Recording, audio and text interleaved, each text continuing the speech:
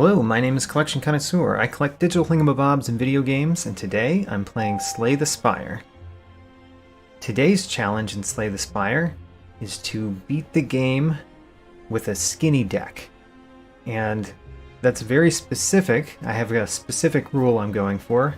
I can never have more than 12 cards in my deck. So let's get started. I am going to do at least 2 runs today. And the first one will be with the Watcher. The Watcher, I have the first Ascension level unlocked, so we're going to be doing this run there.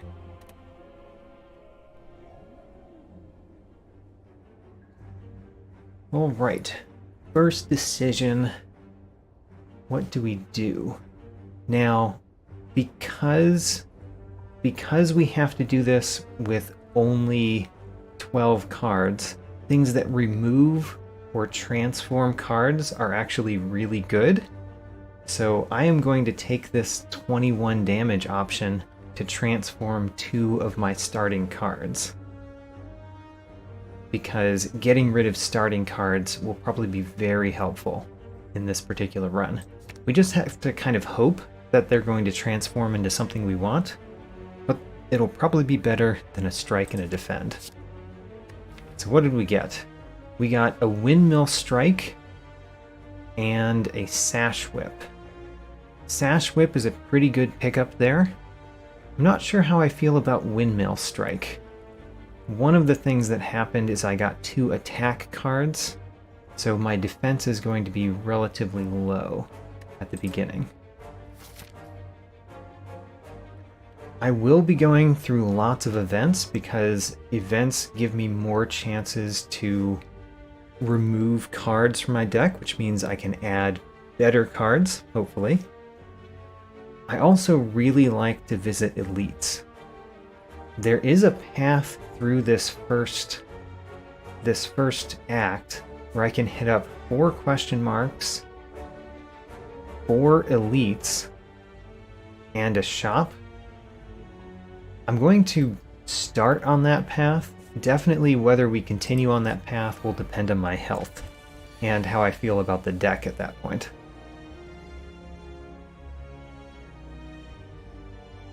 Well, this is actually a nice start because I can use Eruption here. Let me think about this before I do it. Yeah, I can use Eruption here. Strike will take him out, and then Sash Whip will take out the other one. Excellent first floor. Conclude is a very good card. I like getting Conclude early. Yeah, I like Conclude. The other one that I would think about is Empty Fist. I think Collect is hard to make great, and it'll be especially hard to make great when we can't put many cards in our deck. Alright, upgrade 2 random cards. I will happily take that. Sash Whip and Strike. Definitely moving in toward more attacking. Losing a lot of health here, but I'm for it. Getting this gold and getting those upgrades and everything, I'm probably going to heal at the first campfire. Oh, and another transform. Another transform is quite good. I'm going to transform a strike because we've gotten several attacks, and it could transform into something that does more defensive operations. Fear No Evil. I like a Fear No Evil. That's another way to enter Calm / get out of Wrath in the deck. It's also a strict upgrade to a strike in most circumstances. And just to be clear, I've said that I can only have a max of 12 cards in the run. When I'm talking about 12 cards in the deck, I'm talking about this deck up in the upper right-hand corner. The deck that I'm taking with me between floors. It doesn't matter what's in this deck. If there's some reason in a fight that I get lots of cards in my deck that I'm pulling from for that particular battle, doesn't matter. The important part is this deck never goes above 12. Alright, with that said, I think here I would like to play a Sash Whip. I would like to play a Sash Whip in which I get to use the weakness. So in order to do that, I'm going to hit with Strike because it does more damage, the Sash Whip, and then use the Miracle here to get Vigilance and block everything. I think that was the only way in that first turn to end up not taking any damage. So I can do Conclude, which will just end my turn. I unfortunately don't have enough damage to defeat him. But if we do a Strike here and a Conclude, the Windmill Strike should be enough next turn. And it has Retain, so we get to keep it in our hand. There we go. Actually, I'm going to use a Conclude, because I like it when the names of the cards are accurate. I conclude this battle. I could only take one more card right now, because I have 11 in my deck. I could take a Protect. A Protect is another way to have defense, and I only have 4 defensive cards in my deck, kind of ignoring the weakness from Sash Whip when I say that. So I think I will take the Protect. Protect is not too bad. I like having a Retain block card because you get to keep the card until you need it. And I will be resting at this fire, since we took so much damage from events. But I did get 2 upgrades already, and one of those upgrades is probably what I would have upgraded, if not Eruption, so I'm pretty happy having rested at the first fire because we got what I would have wanted from a fire anyway.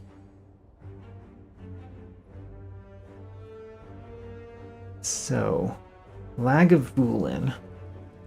The question with Lagavulin is always, should I wake him up yet?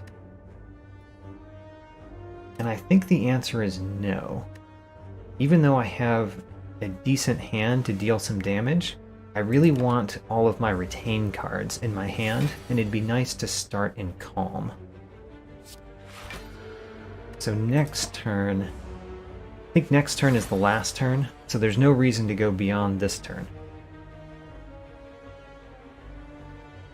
So, let's wake him up.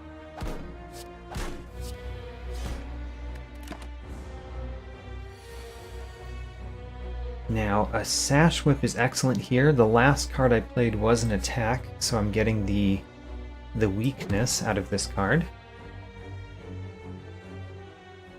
And then I could have done Eruption and then the Sash Whip and then ended with a Vigilance. But I believe that I want to do a Protect here.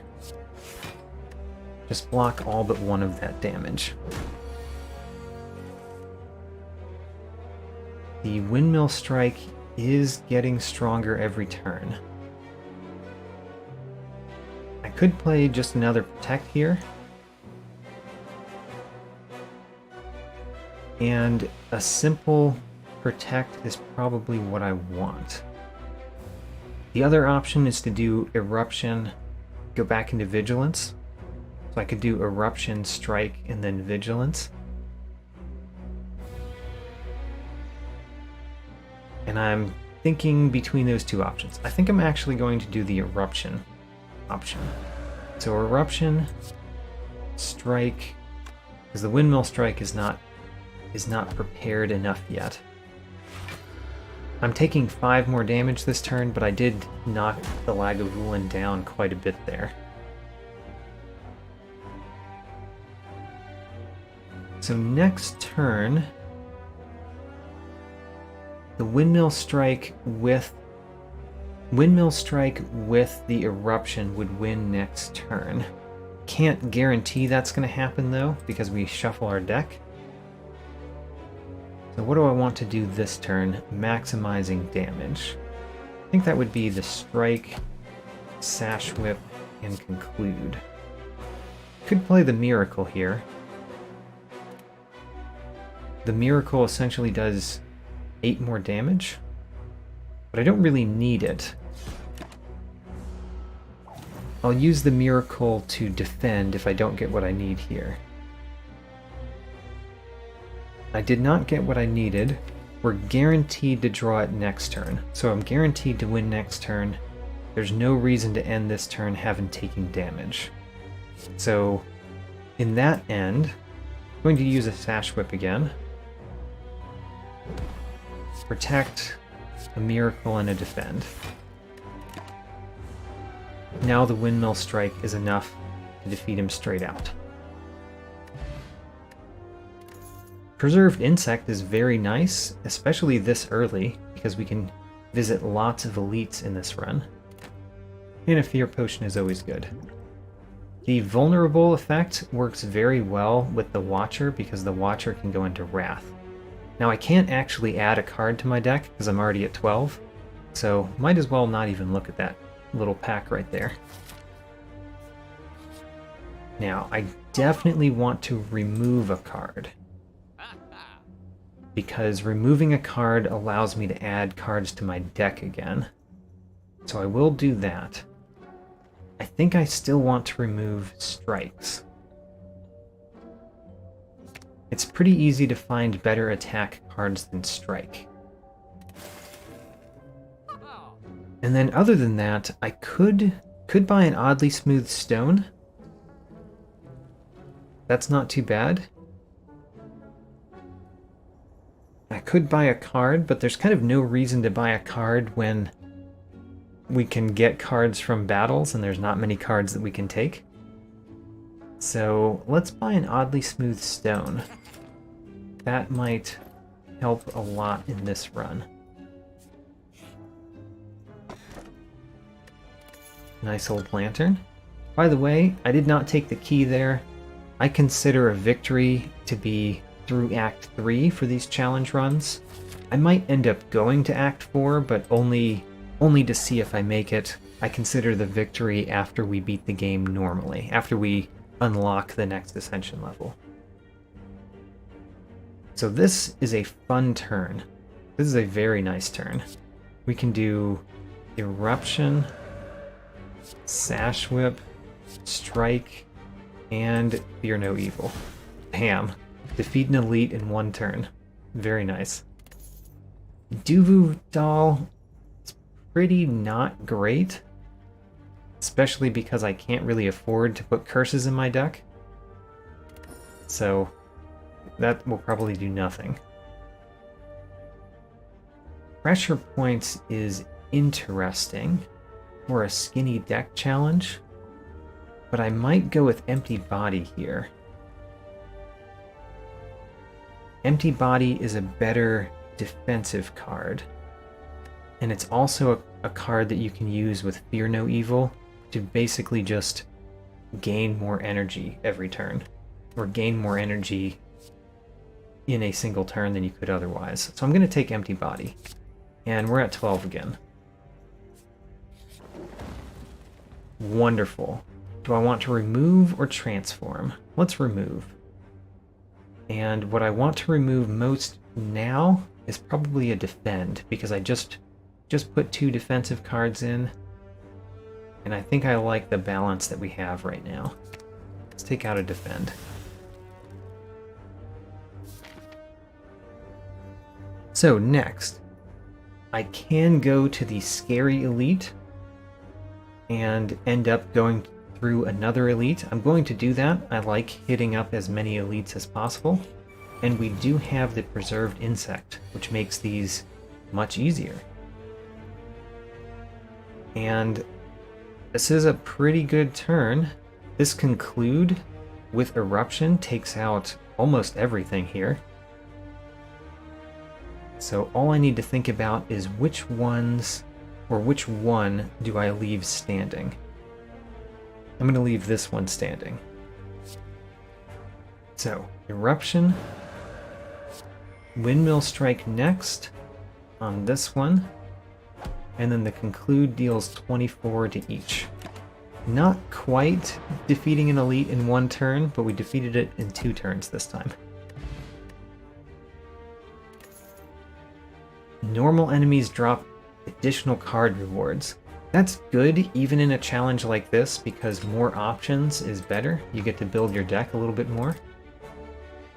Oh man, I love Judgment, but it's probably not the deck for it. Judgment is such a fun card though. Do I take Judgment anyway? I'm going to take Judgment. I'm taking Judgment because it is an extremely fun card to play. It's probably not the right choice in a 12 card deck though, to be honest. So what are we smithing? Judgment could be smithed to be 40 or less, which is basically it doing 10 more damage.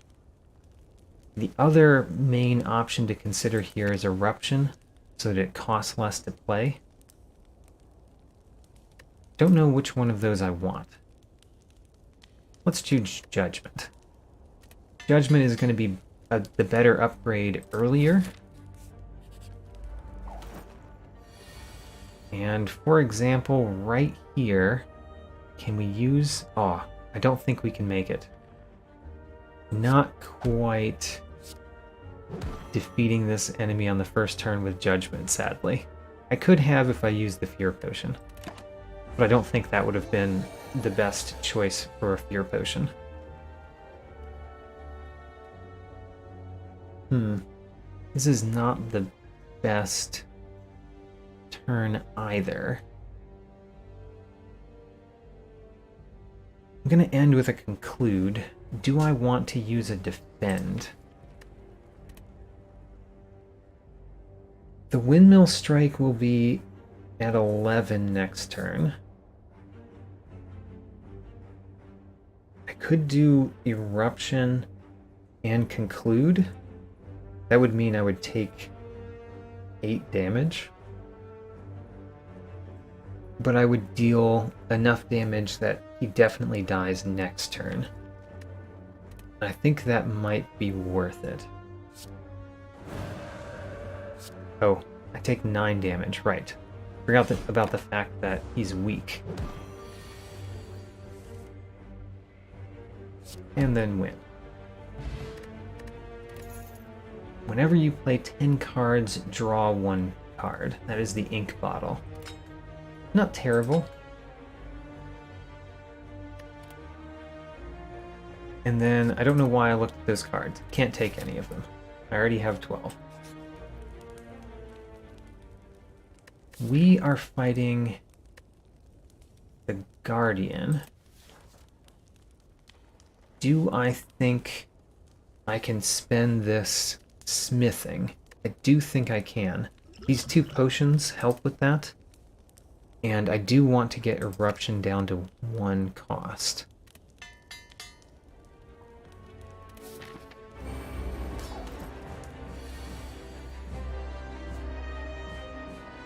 So I could start with Eruption and Fear No Evil, end up in Calm. Or I could do Fear No Evil and then Eruption if I want to be able to do more damage next turn.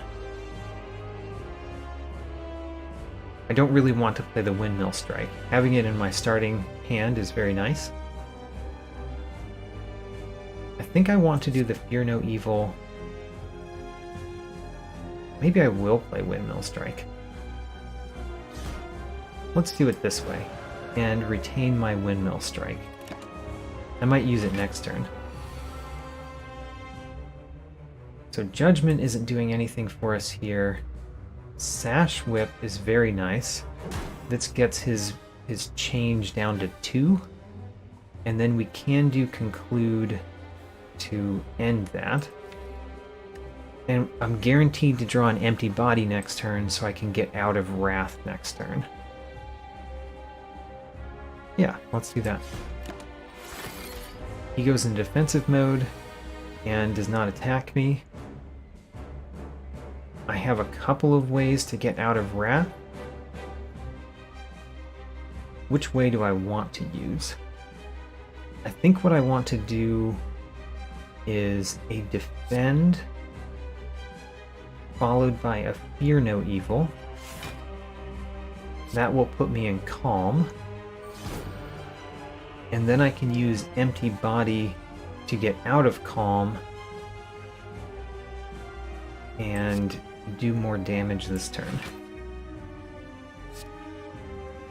Like that. Great.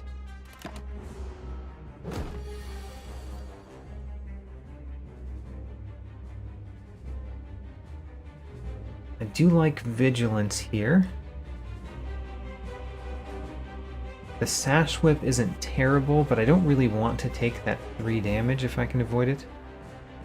I guess the only way I can avoid taking that is if I use Protect. Which I will. Let's use Protect, and then Defend. That drew me an extra card. What are we doing next turn? Next turn is fine. He's attacking for 20. And I can use the Fear No Evil Empty Body combo to get a little bit more energy this turn. Protect gives me enough to block everything. And then I might play the Windmill Strike. Actually, let's wait on it. Let's wait until we're in Wrath to play that.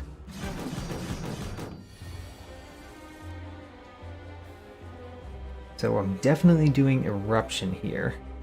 Eruption plus Windmill Strike is quite effective.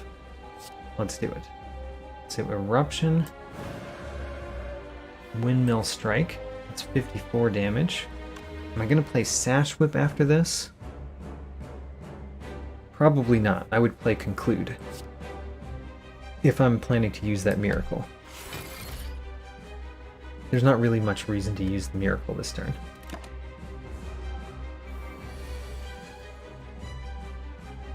Sometimes it's not best to leave the Miracle around for so long, but this is what we're doing.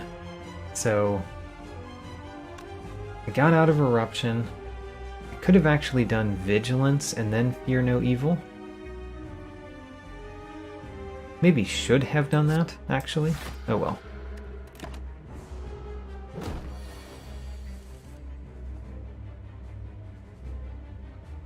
I can block all of this with Protect. Can't use my Sash Whip for weakness because I didn't play an attack last time. And then next turn, we can do a lot. This Windmill Strike is very nice. So, Eruption, followed by a Strike. I don't want to play Fear No Evil because that would put me into Calm too quickly. I want to use the Windmill Strike to do all of that damage. And then unfortunately I don't win this turn. But I have a feeling that we're going to win next turn.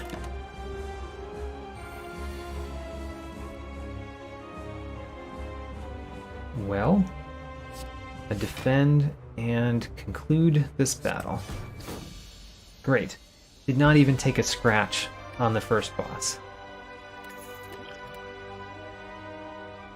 I don't know why I looked at those cards. I can't take any. I'm already at 12. I should be vigilant and not even look at the cards. So I can't take Cursed Key, sadly, because Cursed Key would give me a curse every time I open a non-boss chest. I could just choose not to open those, granted, but getting a curse from any of those would lift me above 12, so taking the Cursed Key would mean I can never open a non-boss chest. Still might be the right choice, but I think that holy water might be the better choice here. Just to have more miracles, rather than an energy every turn, I have a couple more energy for a turn that I need them. The other option is Snecko Eye. Snecko Eye tends to be a good relic, even though it feels weird to play. I do have a couple of 2-cost cards. The main problem with Snecko Eye that makes me not want to take it is that if these retain cards that I have end up being 3-cost, then they become very difficult to play. But still, the Snecko Eye might be the right choice, because you draw 2 additional cards, and that's pretty significant. I'll take Holy Water, though.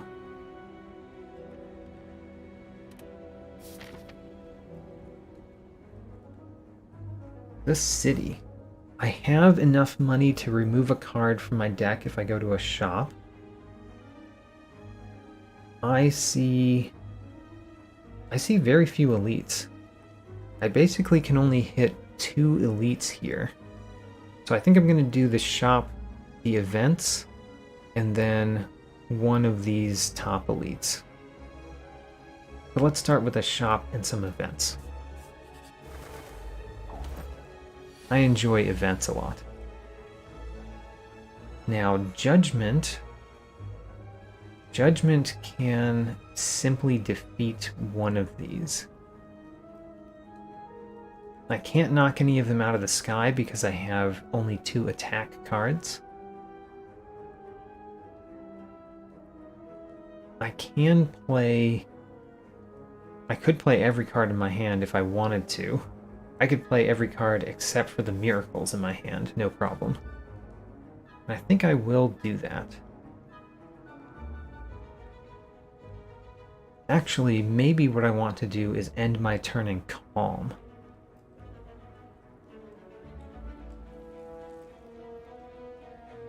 I've got 2 choices. I could either start with Empty Body, then do Eruption, then do Fear No Evil. I would end up taking 2 damage unless I defeat one of these 2 with Judgment. Or I could do Eruption, Fear No Evil, Empty Body, Defend, and use the Judgment on this middle one who's buffing himself. I think I'm going to choose the first one of those. So Empty Body first, then Eruption, then Fear No Evil. That puts me back into calm. And then we'll Judgment this guy. That bird has been judged, and he has been found lacking.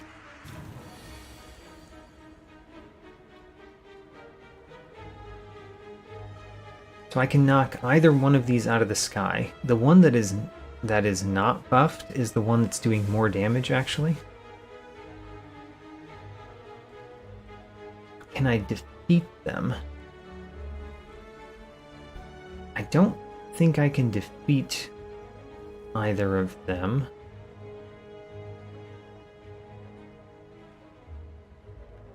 Yeah, I don't think I can.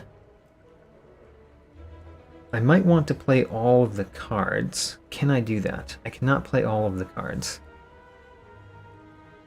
So let's do Vigilance. That blocks 9 of them. Oh, interesting. I didn't think about the ink bottle there. Don't think that changes anything that I'm doing, though. I'm going to take 1 damage this turn. I'm going to take 1 damage from this one. So,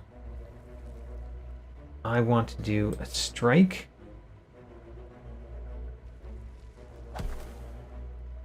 Sash Whip. And then conclude. There, 1 damage. And judge this bird too. A cultist potion, that's quite nice. going to drop my Blessing of the Forge for a Cultist Potion, and I'm going to keep this for the boss. I think the Cultist Potion is an excellent boss one to use. Unfortunately, I can't look at either of those card packs.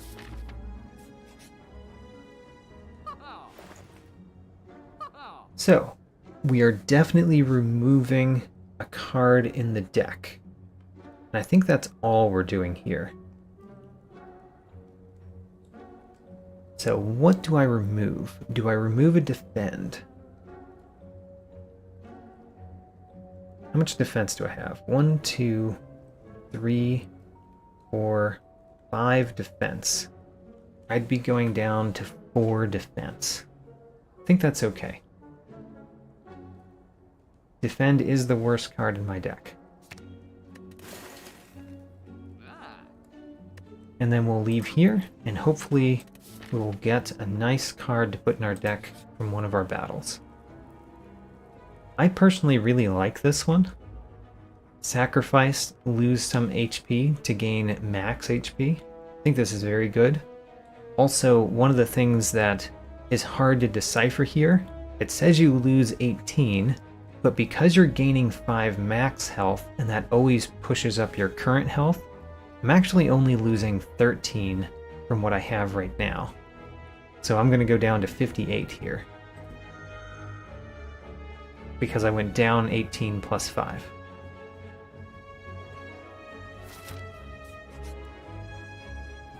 I will not lose all of my gold.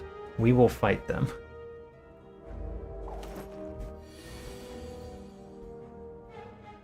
I do like having a conclude here. I could play Empty Body, Vigilance, and Conclude. Let's do it.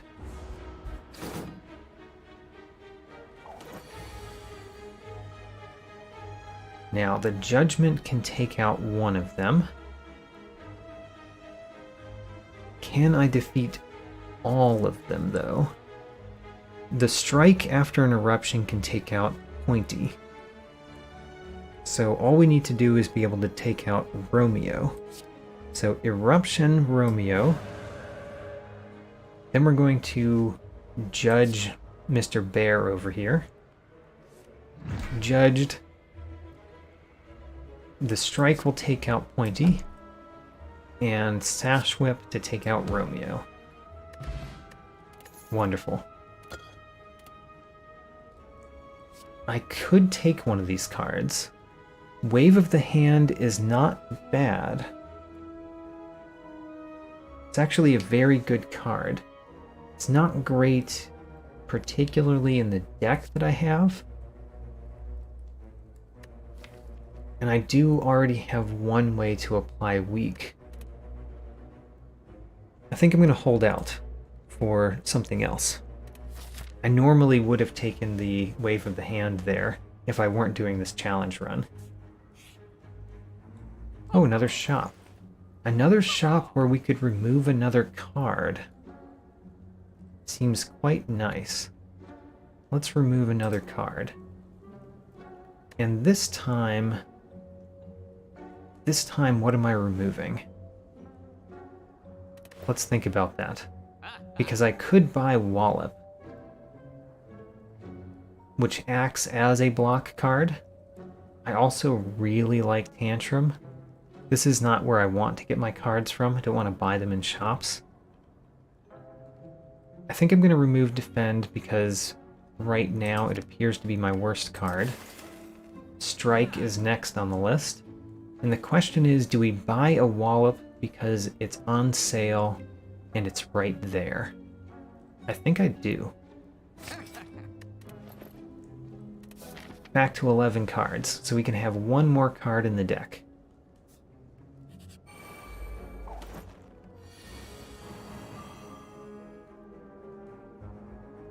How do we deal with this turn? I almost surely want to go into Eruption. By the way, I can guaranteed get out of Wrath next turn because I've got 3 cards that all get me out of Wrath in my 6 card draw pile. So being in Wrath at the end of this turn is not bad. I could take out both of them. I think that's what I'll do. I will eruption here, strike one, and wallop the other. Keep the windmill strike for future.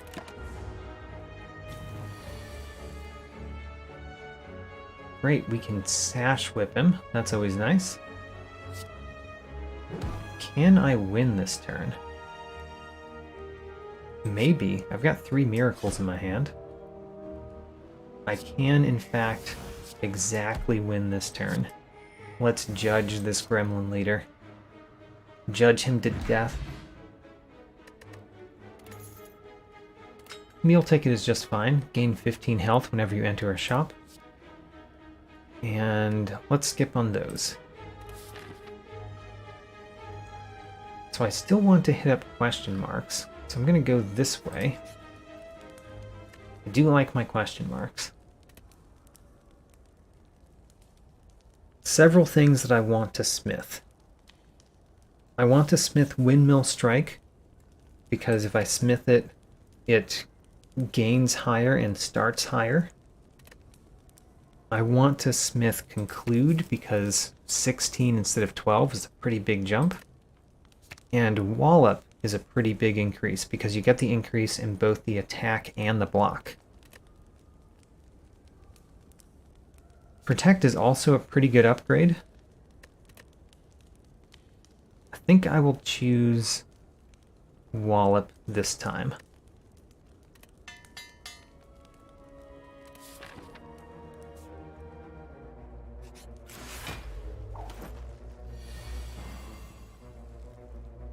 Alright, we have a way to get out of Wrath in our hand that is quite nice. So let's go into Wrath. And actually we'll get into Calm right here. And then we'll get out of Calm and back in Calm. Why not? I've built a Stance deck with my 11 card deck somehow. It would be great to use Judgment this turn. Can I pull that off? I would need to deal 17 plus 13, so I would need to deal 30 damage. And I can't play Conclude to do that. So I would have to play these 3 cards do 29 damage. That is just not enough. Sadly. If we do a Sash Whip and then a Wallop, I do not gain enough block to block everything. So I think I'm just going to do Protect. Let's see here. What am I going to do? I'm going to do Protect. Maybe Protect is it. I could do Sash Whip and Conclude if I use one of my miracles. Let's use a miracle. Sash Whip and Conclude. It'd be great to do these in the other order, but Conclude ends your turn.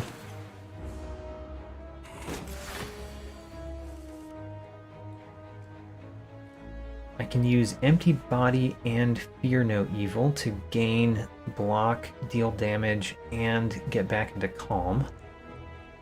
That's a nice little combo. Let's start like that. So Empty Body. Oh, Eruption has entered the scene. Let's use Eruption. So Eruption. I want to use a Strike. If I do Fear No Evil, Conclude will do less damage. So instead I'm going to do Windmill Strike and then Conclude. Conclude this battle. Alright, let's see what we have. Those 3, not particularly interesting. And those 3. As much as I like Empty Mind, will I take it? Having both Empty Mind and Empty Body in a 12-card deck is a little bit crazy. think I'm going to hold off again.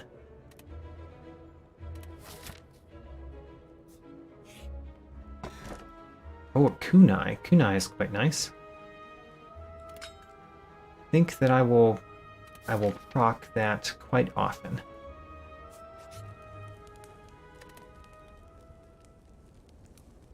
So last time I smithed a wallop, I think. This time, let's do Windmill Strike. Windmill Strike only gets better. That's basically what the card does. It gets better. I could go this way and get 2 more upgrades. Kind of like that option.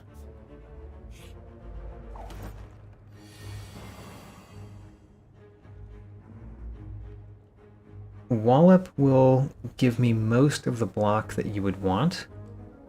Wallop plus Sash Whip might actually give me all the block that I need. Let's do that. Oh, actually, they're already weak. They're already weak because of Red Mask. So that doesn't do what I was hoping it does. Oh well. It makes him weak for future turns.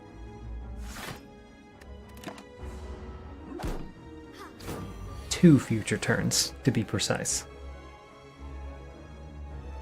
Eruption is very nice with the Conclude right there in my hand.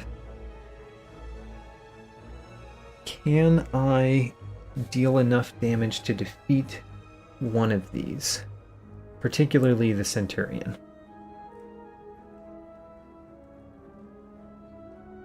Nine plus 18 is 27. 27 plus 24 is 53, so I would have to hit him with a Windmill Strike as well. Why not? Seems worth it. I've got the miracles in my hand. Might as well use those miracles. So, I need the strike. Oh, Judgment kind of solves this problem for me. Wonderful. Let's judge... Who do we want to judge? Yeah, let's judge him. I think. I can't play the Conclude and then the Judge. How many energy do I have? 1, 2, 3, 4. I could play...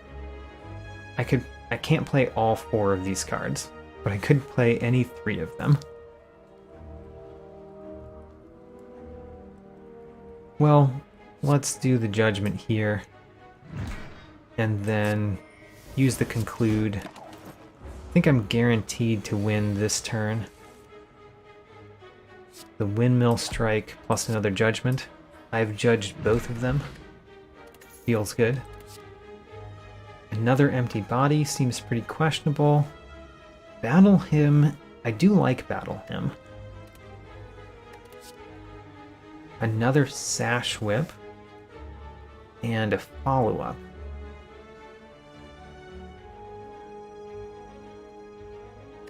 What do I actually want in this deck?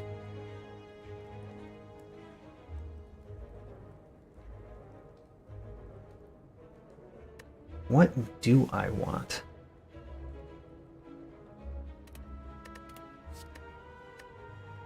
Do I want a Battle Hymn so that I can set up a crazy Wrath turn? I think so. So there we've got 12 cards, we can take no more.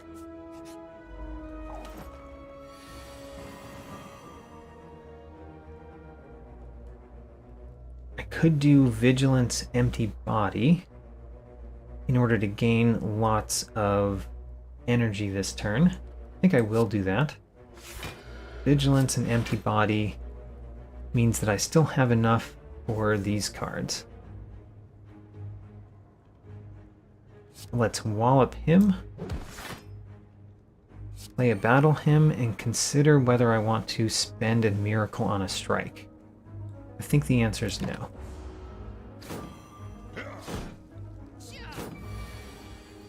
My ink bottle is at 1, or at 9, so if I play 1 card, then I draw cards. kind of stinks to be weakened on this turn, because I can do quite a lot of damage. The conclude is going to do 18 if I...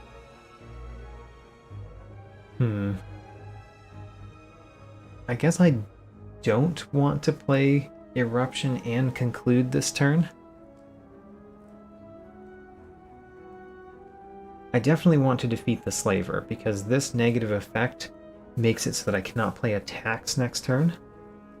I'm under the unfortunate situation that I don't have any blocking cards. Let's start with an Eruption. Because if I start with an Eruption, we will know more. Aha, I drew a Judgment. Does that change?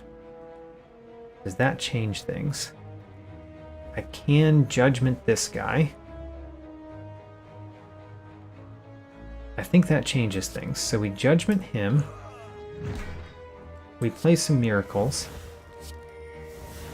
We Smite the Taskmaster. We Sash Whip the Taskmaster, and then we conclude this battle. Great. We're Calcum, not too bad. And can't add cards to the deck. I will happily smith the rest of these cards, though. Except for maybe Battle Hymn. Having it innate is not nearly that important. So what do I want? Conclude seems to be an important part of this deck. Let's upgrade it.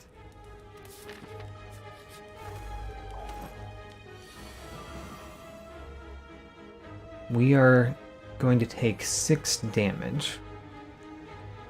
And I can use Vigilance to block 9.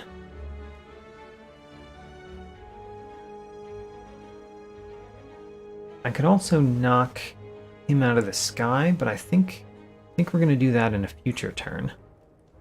So I'm going to do Eruption and Sash Whip. And then I'm going to play Battle Hymn and Vigilance. Ooh, I drew a Wallop. Do I want to play the Wallop instead of the Vigilance? Yes, I do. Wallop and Wrath work very well together. Because now I have enough block, and I can stay in Wrath another turn.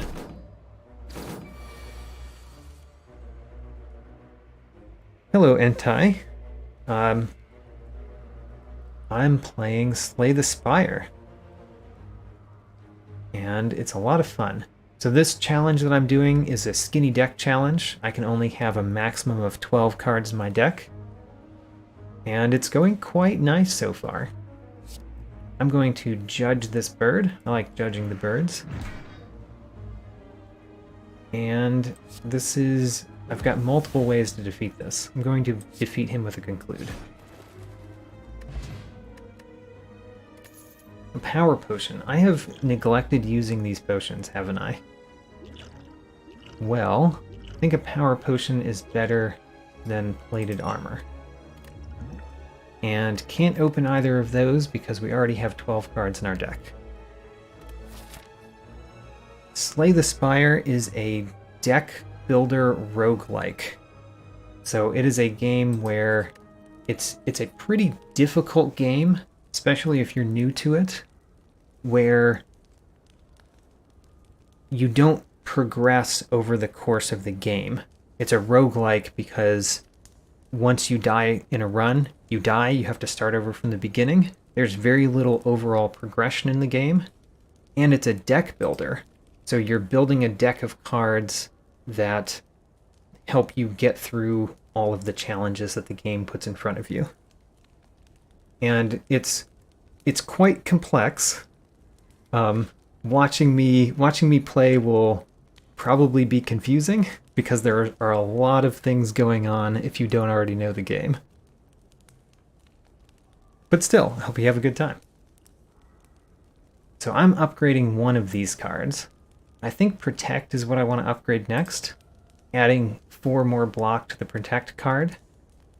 I really like the Protect card because you need blocks sometimes, and having Retain on Protect does a good job. So, the Champ. The main thing to know about the Champ is that having a way to gain power yourself over the battle is the best way to deal with the Champ. Because once you get him below half of his health, he goes crazy and hits harder. For us, what that means is we're going to drink this Cultist Potion. The Cultist Potion will give me 1 strength every turn, and that means that we will slowly get stronger over the course of this battle. I will start out with the Protect, because the Empty Body doesn't give enough. And a Strike and a Sash Whip. I don't feel the need to play Conclude yet. This is a long battle, no reason to use my miracles that early.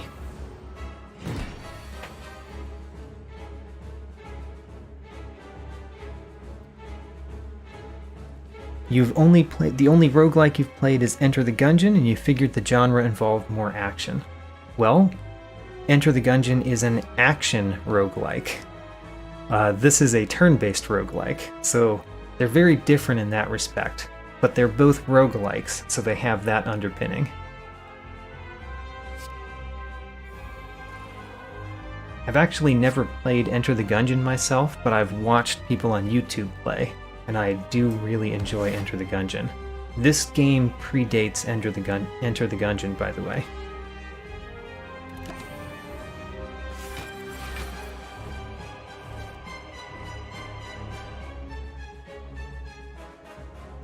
I have a Protect.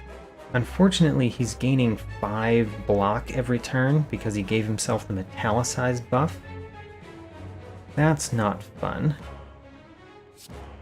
I think the best thing to do this turn is actually just Protect. And then sit here and wait for a turn where he's not blocking so much.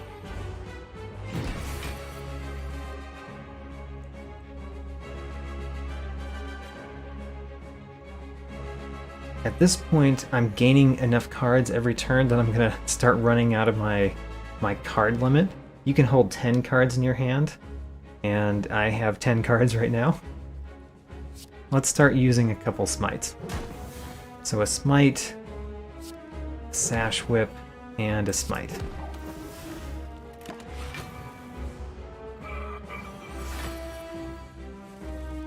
He is weakened and made us vulnerable.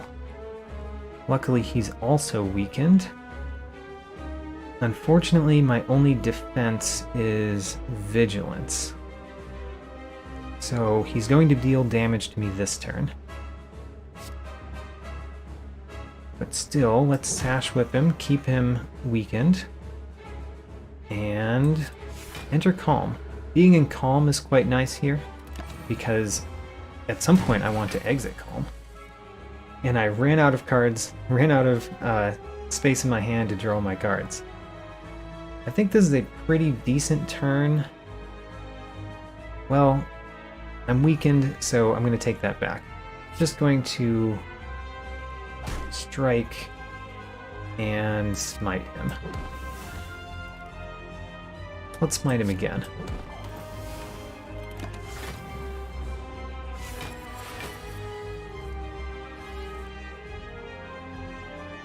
Here's a good time for Protect, and I can use Sash Whip to keep him weakened.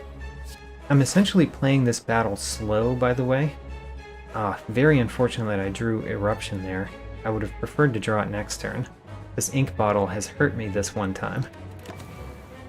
Basically playing this battle slow, I'm building up this Windmill Strike and these smites for a turn that I am not weakened and I have Eruption in my hand, so that I can enter Wrath. Let's play a couple smites and a Conclude. This does not yet put him below half, so he's not turned into his next phase yet. He added another Metallicize though, so he's gaining 10 block every turn. Quite annoying.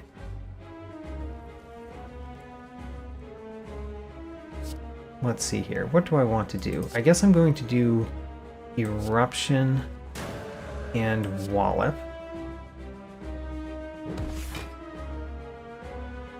And then no reason to hold the Smite back. We're going to turn him next turn, intentionally.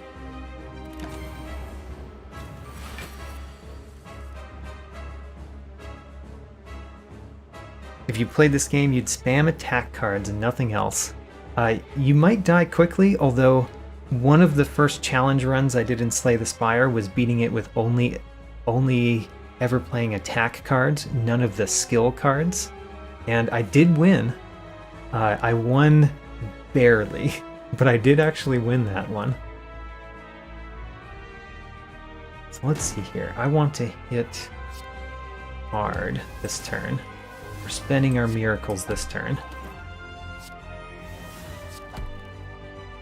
And Conclude doesn't quite win, unfortunately, but we will draw. We'll draw a Smite next turn to win.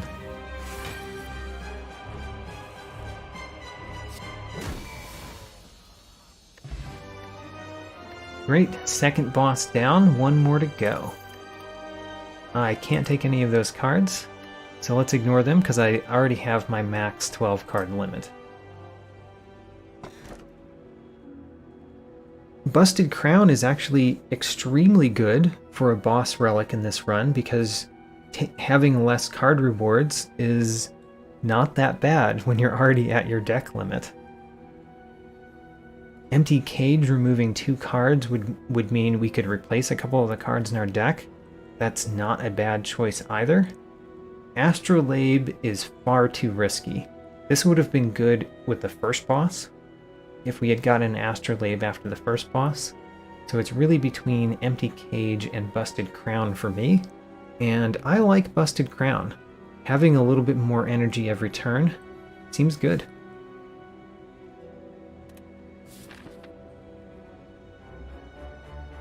So our boss this run is the Awakened one. The Awakened one powers up if you play power cards. We happen to have only one power card in our deck. So right now, the Awakened one is not too bad to see. I think I am going to hit up one of these shops early. Removing the strike in my deck would improve the deck, I think. I could face 3 elites if I want. And I believe I do want that. So let's hit this shop.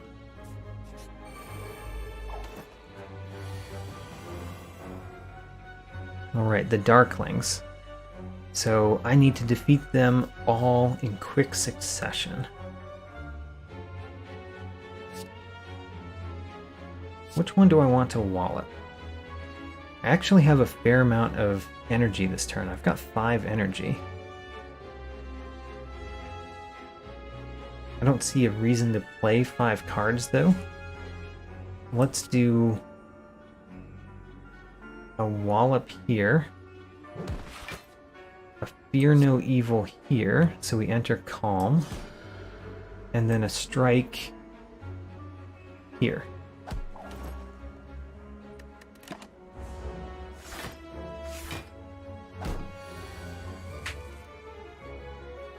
The Judgment is pretty nice. However, I don't have any way to stop damage coming in, which is not great. So we're going to take damage this turn, because I did not draw any of my block cards.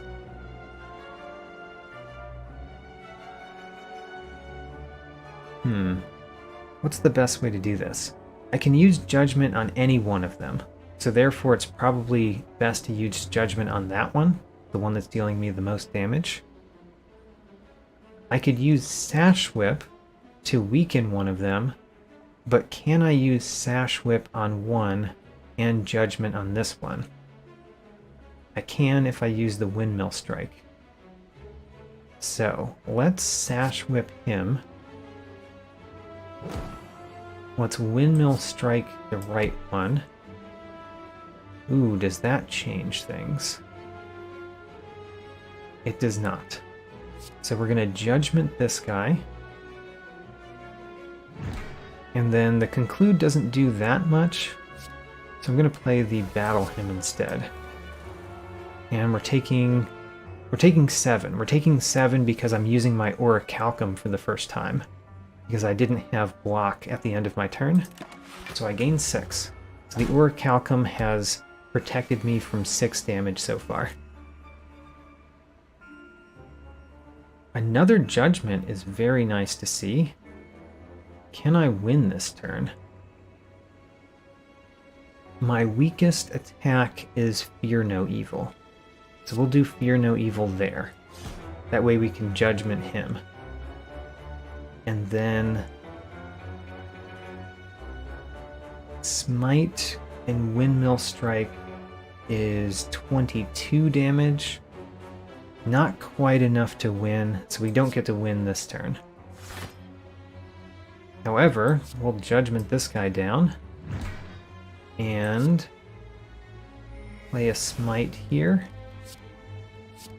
Actually, let's do a Conclude. We'll have the Smite next turn. The right one healed itself. And let's enter Eruption and then hit them hard. I'm playing this so that I play the max number of cards, by the way. So I'm going to play Vigilance and this Miracle and this Empty Body, which didn't do anything in this battle. And the reason I did that is because it raised the ink well, or the ink bottle up, so that I draw my next card faster.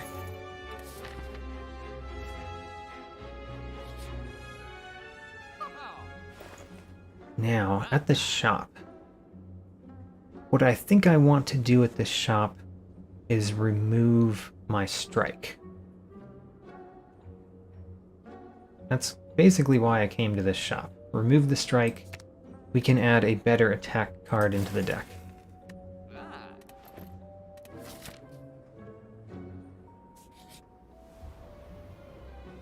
Okay, this would have also been a way to remove the strike. Which one of these do I want to lose? I can lose Empty Body, Battle Hymn, or Fear No Evil. The Battle Hymn might be the best to get rid of because of what boss we're facing. I guess let's get rid of our power card. Now we've got a 10 card deck.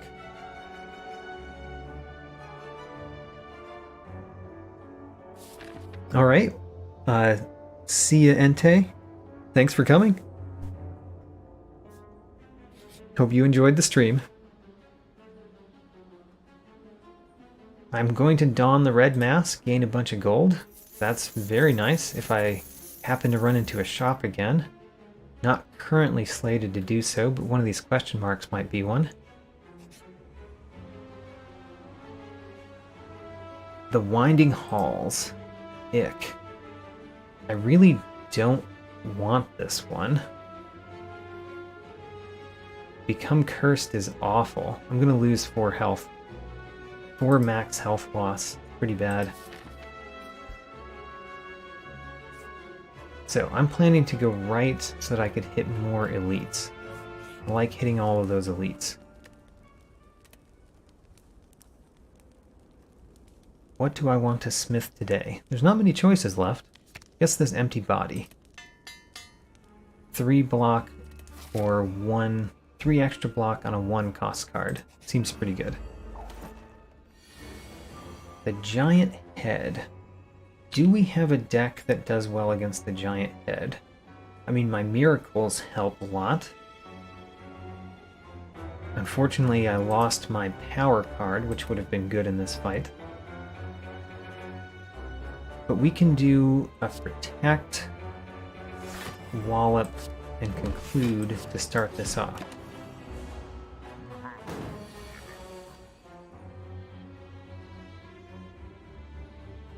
I want to start with Eruption. Eruption, Sash Whip.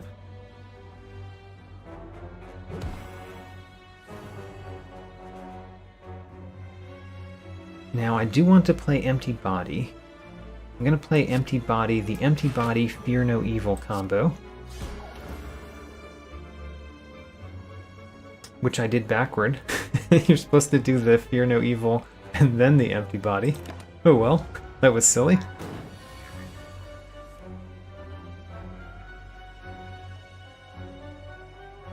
I can play a lot of cards this turn. I guess I will. Eruption, and then let's play them in the opposite order of their effectiveness. Do I want to play a Miracle as well, so I buff the damage by 10%?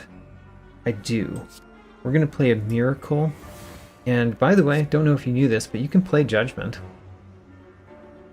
Even if it doesn't do anything, you can still play it. It has an effect against the giant head because it increased my attacks by 10% by doing that. So Fear No Evil, Wallop, and Windmill Strike for 60. That was a good turn.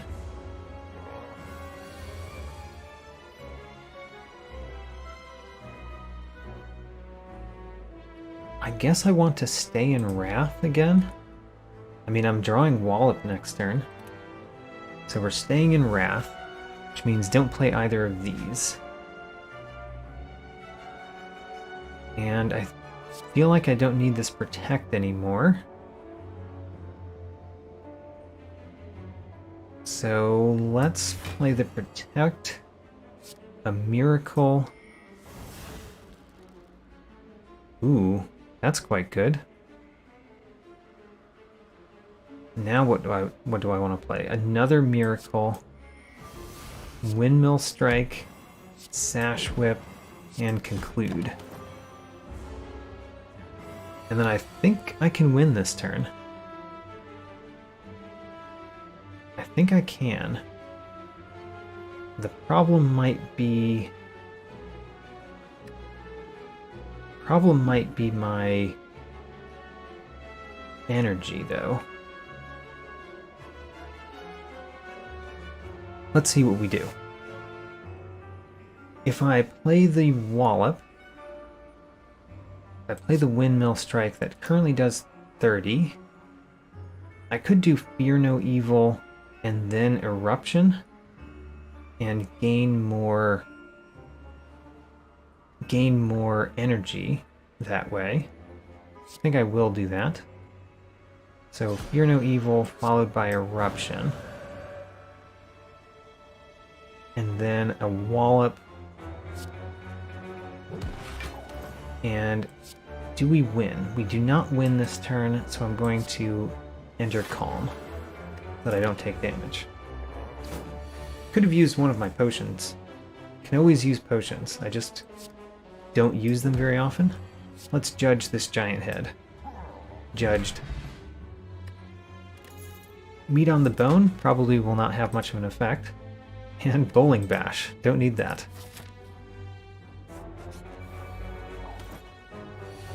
An Orb Walker.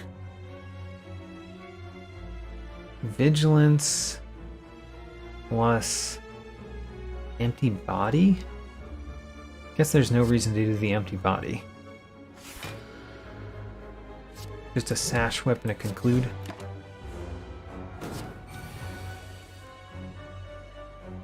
So the Judgment. Can I do enough damage for Judgment to matter? I believe the answer is yes. I really like that card. Judgment is such a fun card. Oh, we can get our Battle Hymn back. I might take that. Both of those are quite nice. I think I will take the Battle Hymn. And I will leave the other one. Bag of Preparation. It's nice. I could take the Sapphire Key and try my hand against the 4th the 4th act. Do I want to do that? Let's do it. And like I said, I consider it a victory if we beat the 3rd act. I do not need to beat the 4th act for me to consider this challenge run a victory, even though it's kind of fun to try it.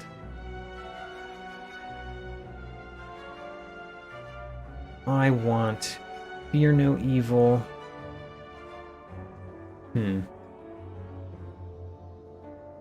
The empty body. The empty body doesn't give me enough block.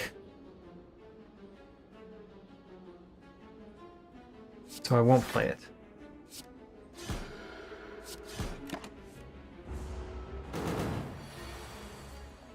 Now, this turn is the danger turn. I can weaken him with Sash Whip. And then here's where it'd be nice if I had more than just Vigilance as my block card. Oh well, we have what we have. We're going to take some hits.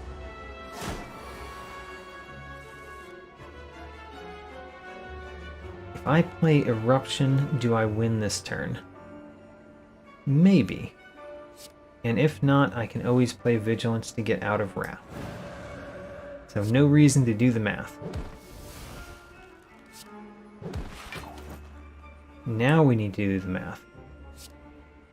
And the math says we do win. Smiling Mask. This is a terrible time to get Smiling Mask. Very late into the run. That does help us, but I'm not going to take it because adding another power card to my deck when I'm going up against the Awakened one is not the best choice. But it would have made all of my smites smite pluses. Judgment can take out the middle one, no problem. And then Protect actually gives me exactly enough block. So let's do Protect, battle him, and conclude.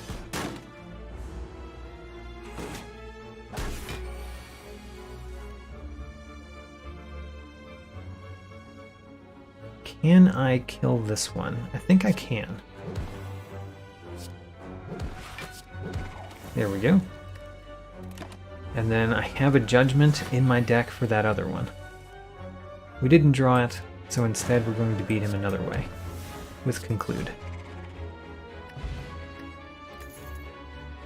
Do I want a skill potion more than these potions? Probably not. Prey and pressure points, I think neither of those are that important to me, so let's skip them all. Another giant head. The first giant head went down pretty easily. And part of that is because we've got Windmill Strike and lots of miracles. I'm going to play Wallop, I'm going to play Sash Whip, I'm going to play Fear No Evil. That's 4. So if that's 4, we can add Empty Body before that, so we increase how much damage those do. Don't really feel the need to play Judgment this turn, even though it worked nice the previous time that I did it. I think that would be better. These miracles are better spent when we're in Wrath.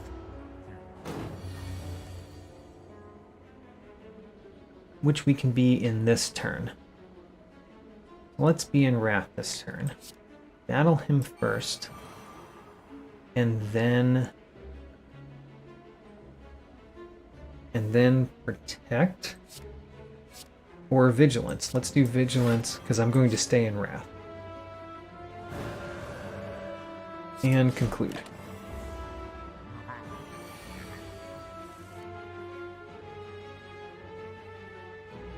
So, 19 damage means that a Wallop will give me enough block as long as it's not the first thing that I play. So let's start with a Sash Whip. Sash Whip. Actually, this is a pretty good turn to play a couple miracles. Play a couple miracles. Shall I play all the miracles? Sure. I will play a Smite, the Wallop, Windmill Strike, Conclude. Is that what I'm going for?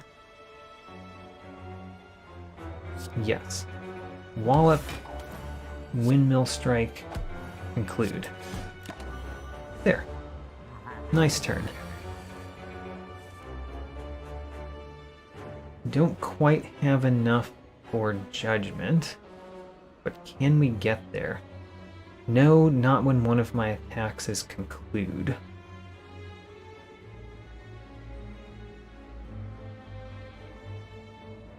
Protect alone gives me enough block. So what am I going to do? I guess Eruption. Actually, let's do Protect first. And then Eruption and Conclude deals the most damage, while retaining the Smite, which I can play next turn. And there we go. Pretty simple turn. Goodbye, second giant head. Pantograph is an excellent relic. You just heal before a boss battle. I like it. We're going to skip Tranquility. Oh, a rare relic. Can't resist. I want all those shiny things.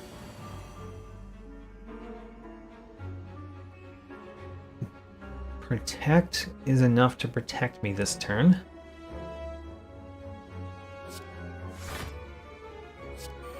Battle him, and I guess just a Sash Whip.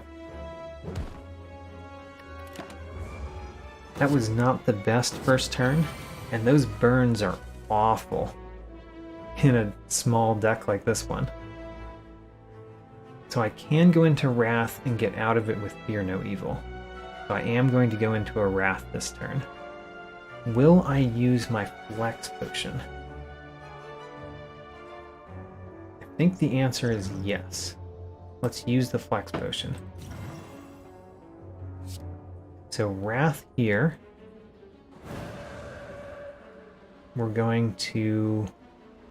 So this one is not going to be doing 42 because I'm going to play Fear No Evil before the end of this turn. Unless I just see a way to kill both of them.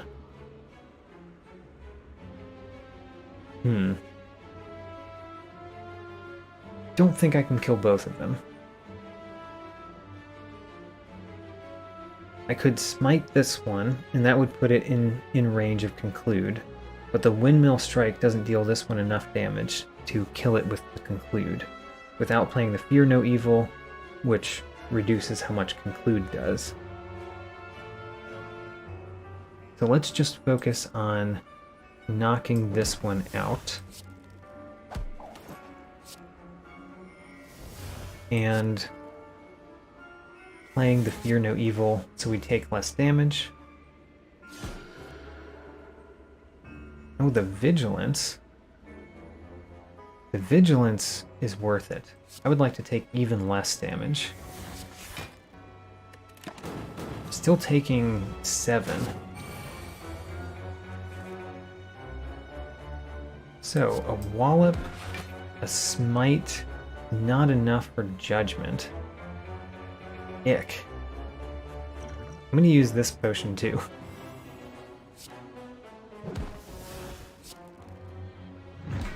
That was a much harder battle than I thought it was going to be. But Fossilized Helix is a wonderful relic to have. Prevent the first time you lose HP each battle. Even up against a boss, that's good.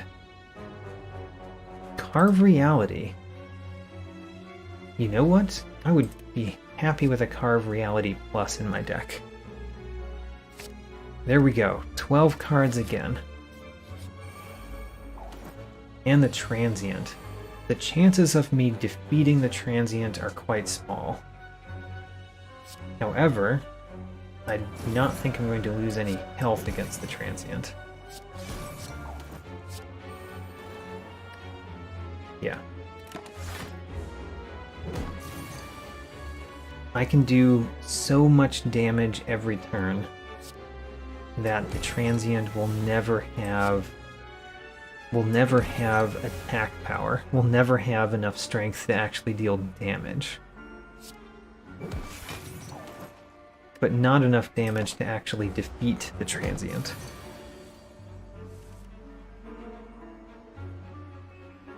So, Carve Reality, another Smite, and he's doing 0 damage again.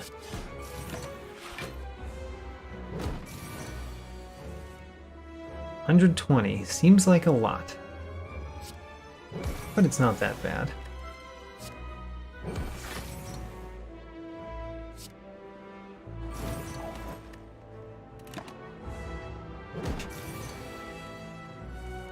The way that the transient works is perfectly fine for this particular deck to deal with. So what I want to do at the end of this turn is to have my ink bottle as high as it can go. Can I get it all the way up? I cannot. I can do 2 more. So the ink bottle is at 8 for my next fight.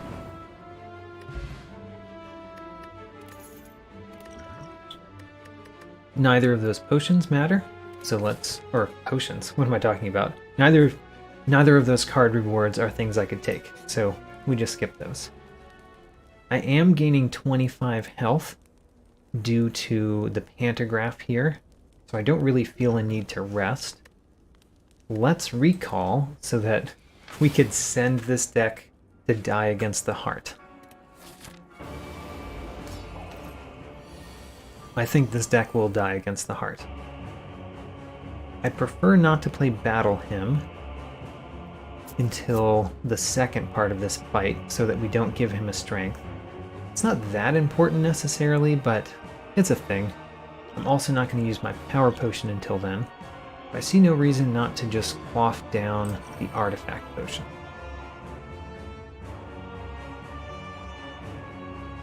So, here's a protect. I'm going to Fear No Evil the Awakened one so that I get into Calm. And then I can Sash Whip one of these. Or the Awakened one. Let's Sash with the Awakened one. And then end with Conclude. This kunai has been very helpful, by the way. More helpful than I thought it was going to be, and I thought it was going to be quite good. I could do Eruption this turn, and then end with an empty body. That's one option. I think I like that option. So we're going to Eruption here. And then the Carve Reality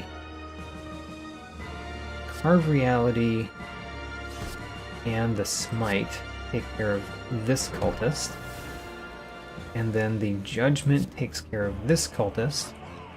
And then the Empty Body... The Empty Body only gives me 13 block. That's actually not enough to prevent this attack. So actually I might not play it and just use my buffer, since I'm going to end up using the buffer anyway.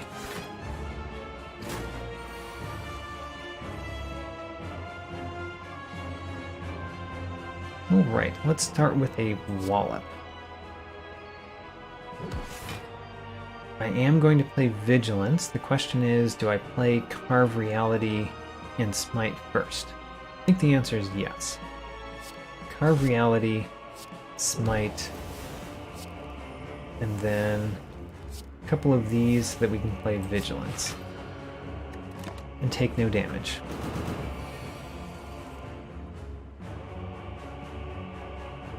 Empty Body will give me block and some energy. Then I can play Fear No Evil to get right back into Calm. And then do I want to play Protect in order to block 1 damage? I think I actually do.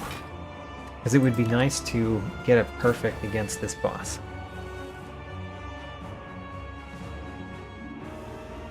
Use the Protect again. Guess I will. And then just keep hitting him with Carve Reality Smite combos. Let the Windmill Strike grow.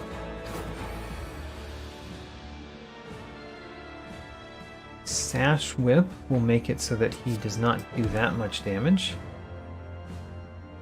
Empty Body plus Fear No Evil, again, gets me out of Calm and back in it. Could have played Eruption this turn. Still could. I will not worry about it. I'm sort of playing this one slow because I can play it slow.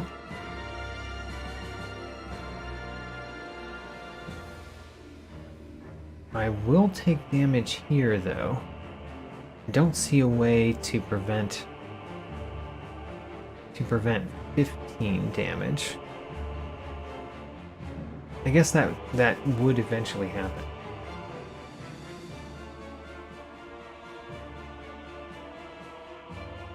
So, Wallop, Carve Reality, Smite. And we take 3 damage.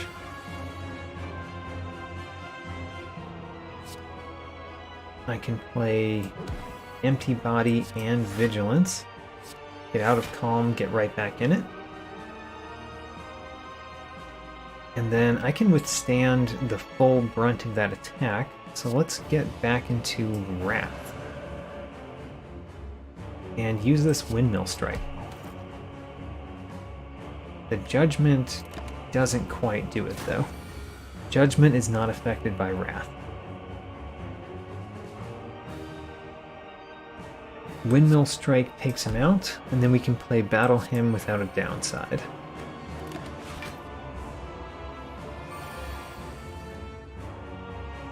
Fear No Evil will get me out of Wrath, which seems pretty important right here. I want to play a Sash Whip first. So what do we want? I guess I want to do... The Sash Whip doesn't need to be first. It's just it would be nice. I'm going to play the Miracle. That way we can do a Carve Reality, a Sash Whip, a Fear No Evil, and then follow that up with a Protect.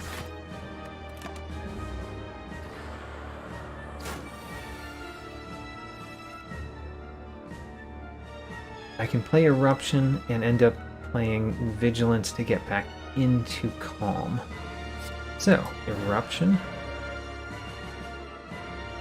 I have plenty of attack power and energy to spend. Wonderful. This fight is going very well, if slowly. I do want to play Sash Whip this turn, but honestly, I think it's a time to play Protect. Could do Wallop, which would give me 12, and then Sash Whip. That wouldn't protect me fully, though, where the Protect, of course, does protect me fully.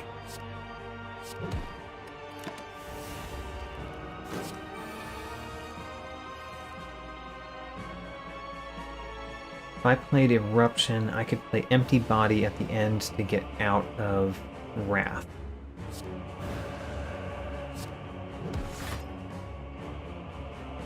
And let's play a Smite while we're here. I don't have quite enough to defeat him, but I have enough to not take damage. I have 10 dexterity now, that's very nice.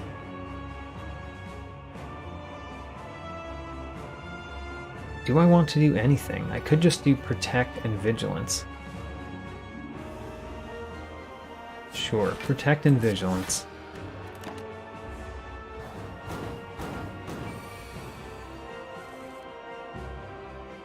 I can play Empty Body to gain a little bit of energy, and play Fear No Evil to get back in Calm. And then whenever I draw Wrath again, I essentially win. Because of this giant Windmill Strike. Eruption, Windmill Strike. There we go. That was beating the game with the Watcher, never having my deck go above 12 cards. Now we're going to go up against the Heart, because why not? And I do predict that this deck dies against the Heart. I'm not entirely sure, but I think it does. I clearly was not building it to go up against the Heart. Let's upgrade Fear No Evil, I think. Actually, this might be the time that upgrading Battle Hymn is appropriate. I guess it is. I've got loads of money to spend. Whenever you shuffle your draw pile, scry 3.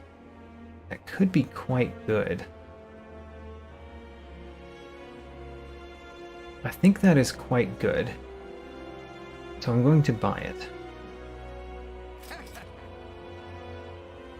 And then I can play the fruit, I can buy the fruit juice, use the fruit juice, and buy another potion, which will be a block potion.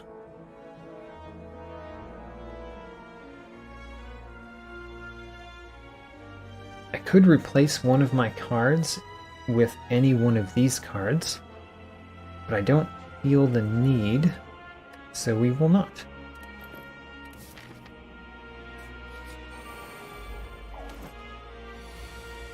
Alright, the Spire, Spear and Shield. I do not know how this battle will go, honestly.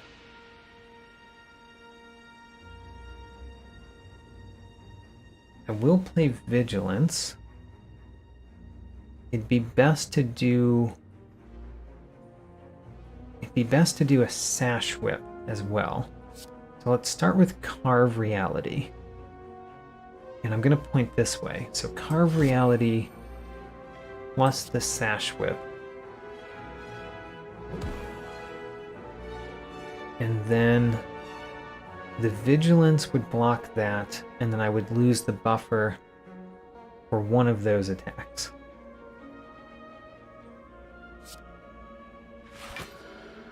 And then let's play a Miracle so that I can do Battle Hymn and Conclude. Don't feel the need to do the Smite this turn.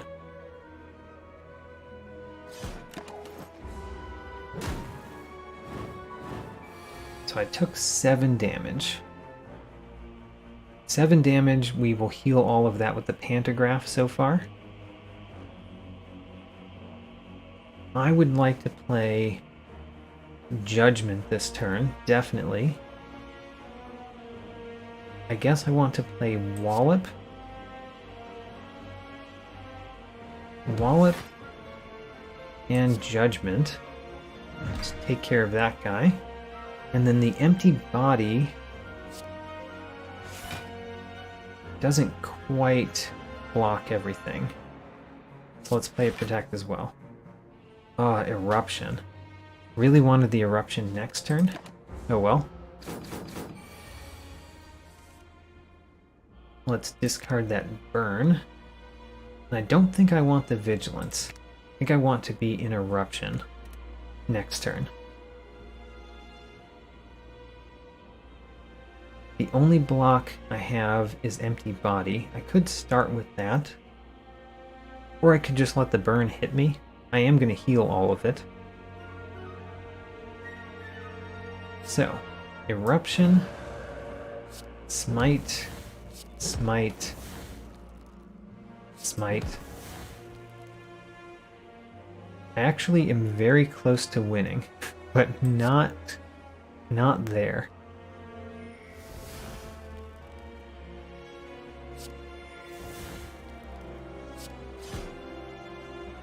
Alright, I am going to play the empty body and block the 2 damage, because we're guaranteed to win next turn anyway. With my windmill strike. Or a judgment. Let's judge him. I like hitting them with hammers. Pen Nib. Pen Nib is a quite good relic in a deck that relies on Wrath as much as mine does, and can play cards all over the place. Blessing of the Forge is pretty useless when we only have 2 non-upgraded cards. It would upgrade the smites that I create, but I think that's just worse than what we have. And we can't take that card anyway. So, can we defeat the heart? In my challenge run, I should start with empty body so we don't lose our buffer immediately. Glad to see the windmill strike there. And I think a Carve Reality and Vigilance is best.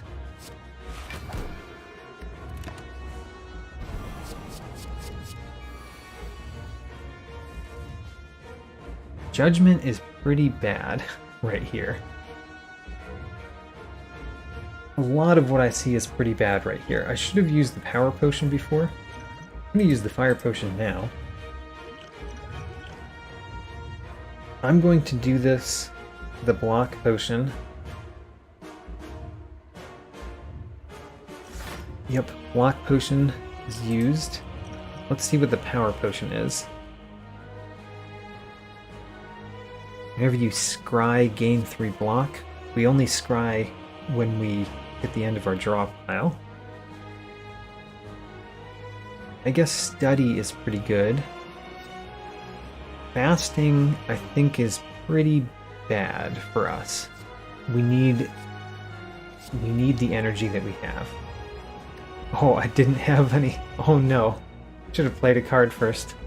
That was a mistake. Well,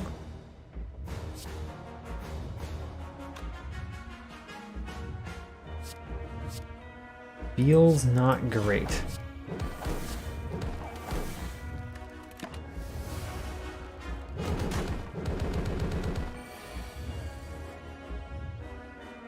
I predicted that I would die here, and it really seems like I'm gonna die here. So right now, I would survive with 6. Is that right? No, because the burn. So I would survive with 4 health right now. Let's get rid of the slimed.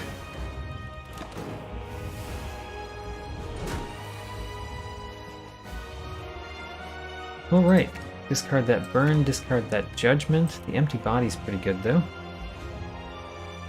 I can survive hitting it if I start with Wallop. And then let's do an eruption.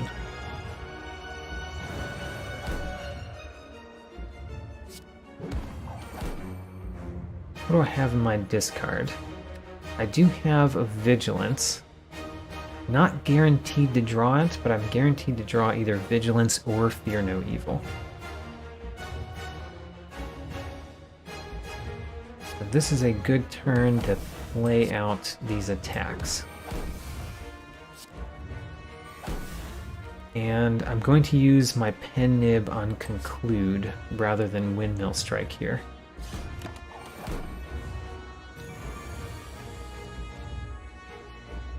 Right, and then the reminder that I don't actually have enough block in this deck to survive a heart fight.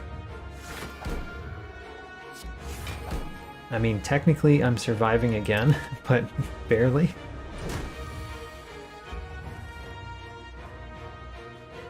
I want all of those cards. Would have loved to trade them for cards that are in my hand. Oh well. I cannot make him weak because he has 2 artifact charges. So my only block comes from Wallop and Vigilance. Don't think that's enough. Yeah, there we go. Well, like I said, I consider this a victory because we got it past Act 3. But it's always fun to try these challenges against the heart. And we've unlocked more cards. Alpha's a fun card, if kind of ridiculous. Mental Fortress works really well with the type of deck that we built there, where we're constantly switching back and forth between stances. So I won that one quite handily. Next I'm going to play against a harder version of that. And the harder version of that same challenge is by starting with the Silent. The reason that the Silent is harder is because the Silent starts with 12 cards in her deck. So at the very beginning, you've got the max number of cards that you can have in your deck. And also I'm at level 2 Ascension with the Silent, so we can start on a harder difficulty where the normal enemies are more dangerous. So here we go with the Silent. Again, my deck can have a max of 12 cards. That's what we start with the Silent. Every other character starts with 10 cards. The Silent starts with 12, which is generally a detriment to the Silent character. I cannot choose this first option because it would add a card to my deck. I cannot choose this third option because it would add a card to my deck. So it is either the first couple enemies have only 1 health, or I get a random boss relic. I don't think any of the boss relics force you to add a card to your deck. Oh no, that's not true, because the Calling Bell forces you to add a curse to your deck. So I cannot choose that option. The only option that I'm allowed to choose for this challenge is enemies have 1 health for the first 3 combats. Let's go. Didn't expect to be forced into exactly one option, honestly. So I typically like hitting up the most elites possible, and I see that shop right there. So I could hit an elite, that shop, and these 2 elites. I think that would be a pretty good start. I really want to lose a card before we get there so that we can actually do something with our deck. That may not happen. So the first couple battles are going to be very simple. And I can't even add cards, so there's not going to be much interest here. We'll just fly through these.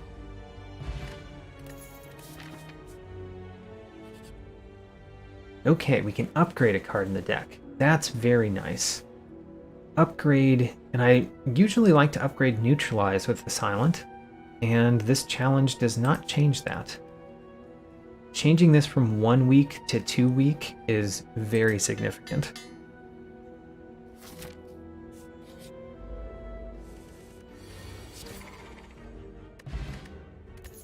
So we've got our starting deck with 1 upgrade and 2 potions going into the first couple of elites here.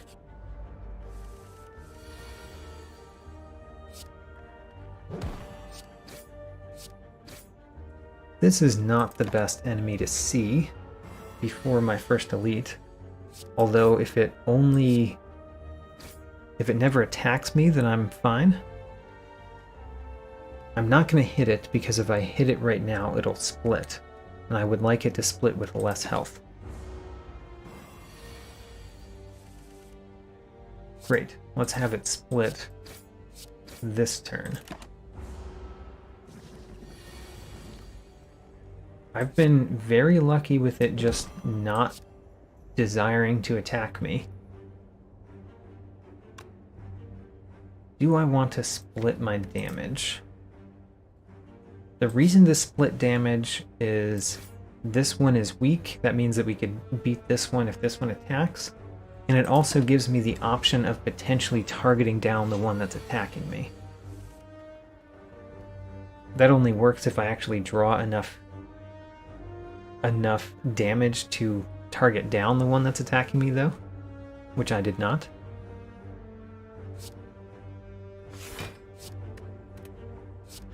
That doesn't quite block everything. I'm gonna hope that we can actually come out of this with a clean slate instead of taking that 1 damage.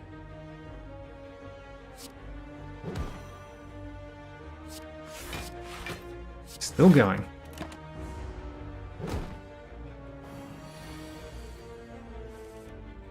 I am actually surprised at how well this fight is going. I'm still not taking any damage here. There we go. And win. Entropic Brew. That is quite good. Still can't add a card though.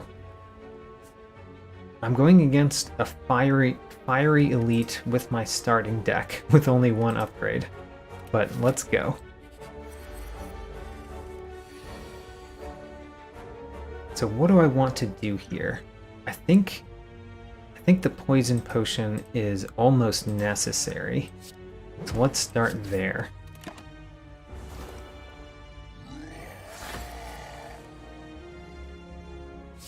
And damage is not too bad. I'll take 10. I'll take probably another 10. Yeah. I'm not going to enrage him by playing those cards. And I want to save the Ghost in a Jar for a scarier turn, which appears like it's going to be next turn.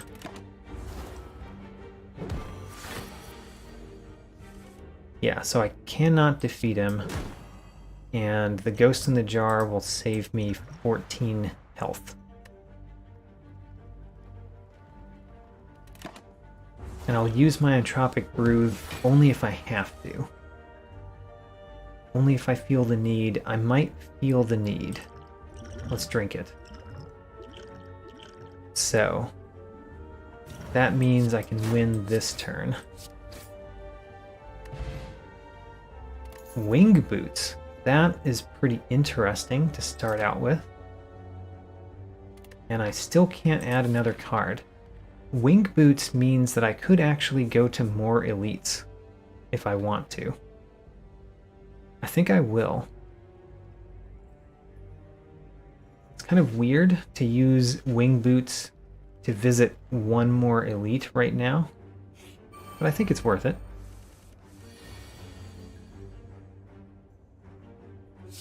I'm going to target down the right one here. And the question is, do I want the dexterity potion in this fight? I think the answer is yes. So let's do it the first turn.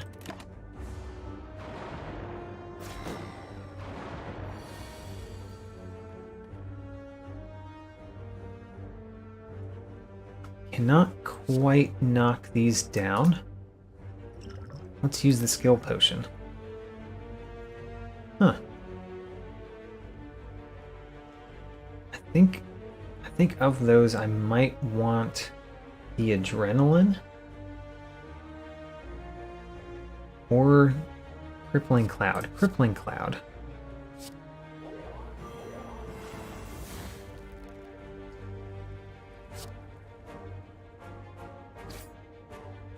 And do I play a defend here to block some of it? I think I do.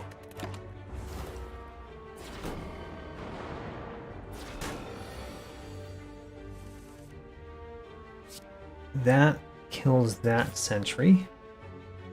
And then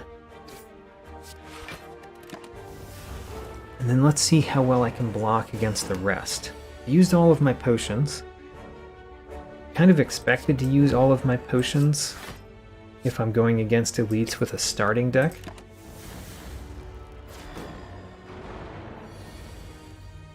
because you don't really have much to go on. The starting deck is really not great to go up against elites. But still, I'd like to come out pretty okay if I can. I think I'm going to defend twice here.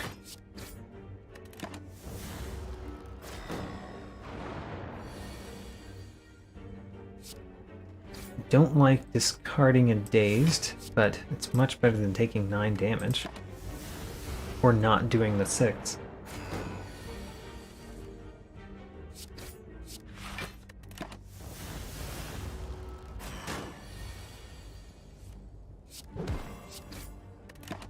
Alright. I think we have come out of this elite fight. I mean, not yet, but I think we're coming out of this elite fight scathed less than I was fearing. We're not unscathed, we're just not very scathed.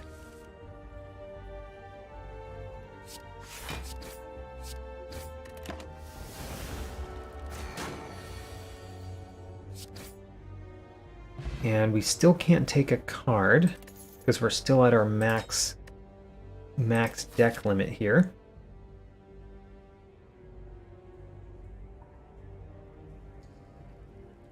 So I wanted to go to this elite. I would use another winged boots. I don't think that I would go to that elite. I would go this way after that.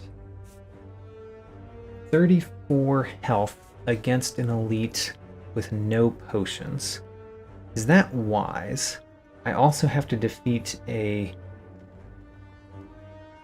Yeah, I don't know if this is wise. Let's do it anyway.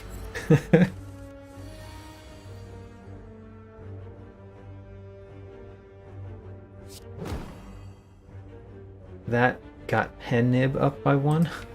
That's basically all that did.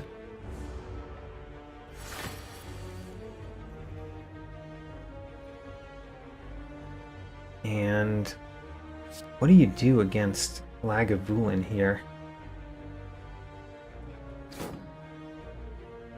I guess we want to... wake it up this turn. Because I only have strikes in my deck.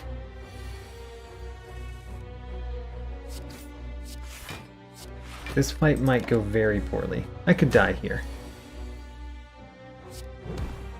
Especially if I draw no defensive cards.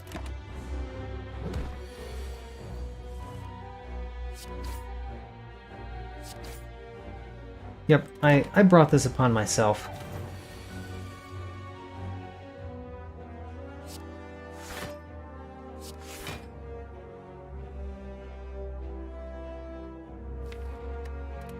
Huh. I guess I need to play this other defend. But if you don't play the strikes, then how do you win? That's the other question. Because you need to play the strikes in order to win. We're dying to Lagavulin. Because I was far too greedy with my wing boots.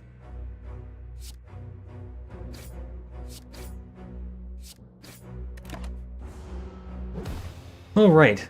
That is being very greedy and dying quickly. Let's try that again, because that was just dumb, honestly. And I firmly believe that this is possible. So, I'm going to choose the same one. And I'm really going to choose the same one because I feel like the first time was so dumb that I should just redo that. Now, let's think about this harder. I really do want to visit the elites. Visiting the elites after hitting a shop is very nice because removing one card at the shop will do a lot to make this deck better. Oh, also removing a card here will make this deck better. Let's remove a strike here and a defend at the shop. So, ignore the cards. remove a defend. We'll get cards from battles.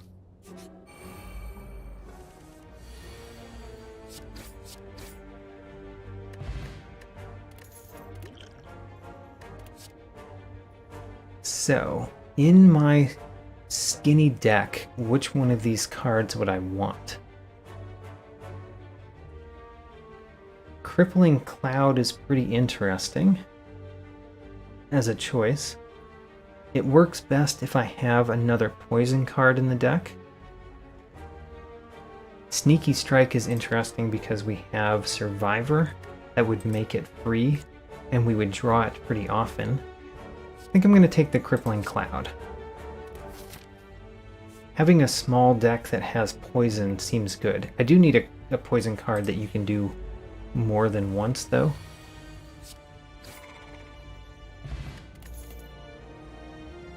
Masterful Stab is pretty bad. Dodge and Roll is not bad.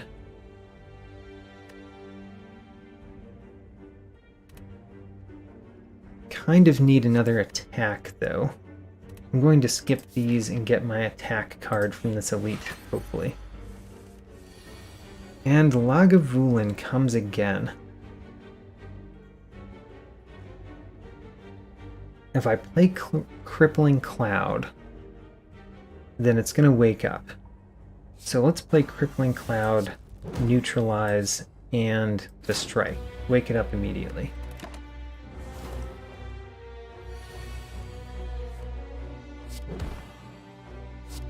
We do have to kill it pretty fast because I've got no upgraded cards at all.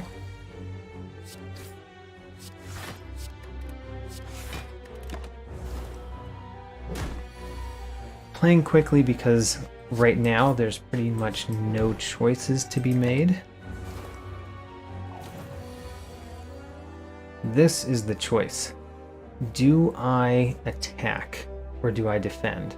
I think the answer is you attack, because the faster you defeat Lagavulin, the more likely you are to actually defeat Lagavulin.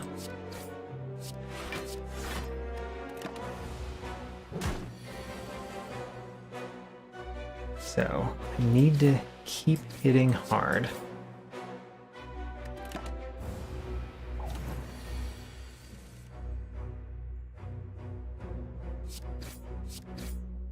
I basically need 2 more strikes. I have 2 more strikes next turn.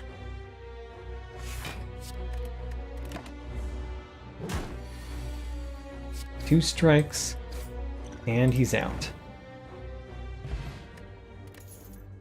Regal Pillow seems rather useful, let's be honest. Duplication Potion might be good. Deadly Poison. Deadly Poison I think that I want. So now I basically have a poison deck. Quite interesting.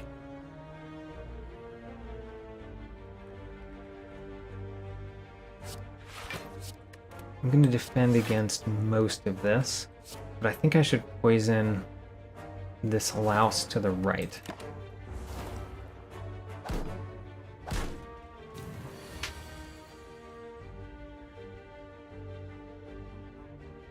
Crippling Cloud takes away most of the damage that's coming in. Neutralizing this louse takes away 8 of that damage, and now we're only taking 6.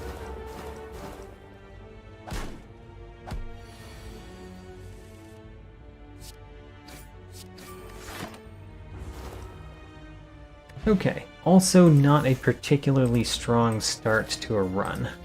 I am going to rest here. The Regal Pillow is helping. And I basically need this elite to not be the Gremlin Knob. Hair does help.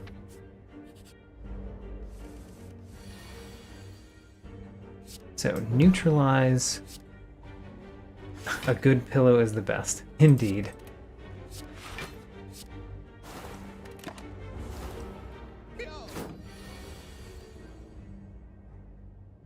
I am going to defend.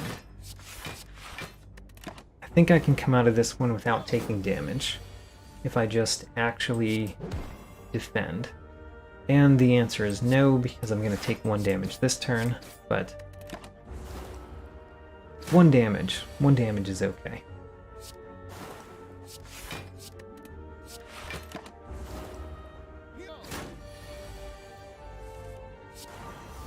Alright, we defeated him. Still can't take any cards, but I've got 3 potions. 3 potions going into this elite fight. I really dislike that they all got metallicized there. What shall I do? I think using the attack potion is going to be best. And dash is a pretty good attack potion in this fight. So now we have all the block that we need. We can just lay into this one on the left.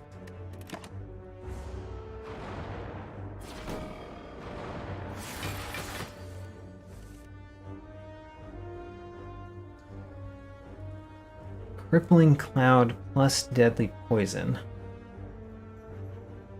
is interesting. If I play a neutralize first, then the Crippling Cloud would add poison to one of them.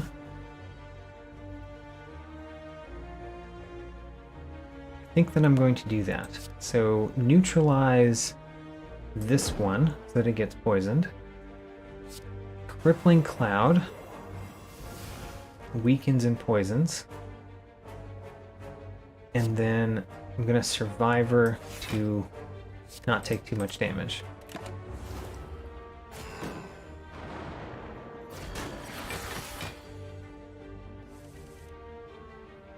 Dash is excellent. So I'm going to play Dash and I'm going to play Deadly Poison. How am I going to do that? If I dash here, he will die not this turn but next turn. And then we'll add the Deadly Poison here. Deadly Poison just deals more damage than Strike, basically.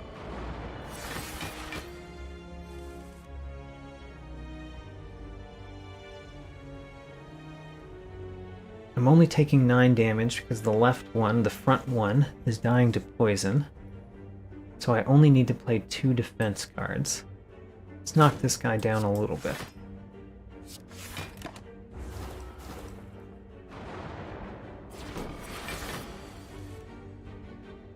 No defense cards this turn.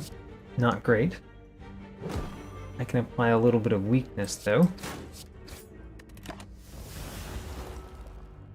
Overall, this elite fight is going just fine. It's going to go slow, so I might take a lot of chip damage, just little bits at a time, because of how slow the fight is going to go. But I think that it's going fine. 1 Deadly Poison will kill that. Will kill this sentry.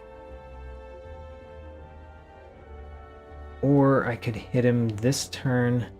If I hit him this turn with a dash, a strike would not kill him. But a Deadly Poison would.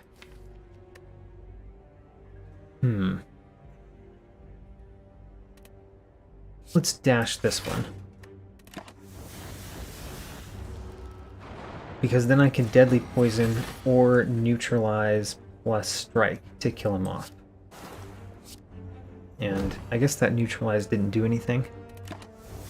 Because it didn't get through the block, and he's only weakened for 1 turn.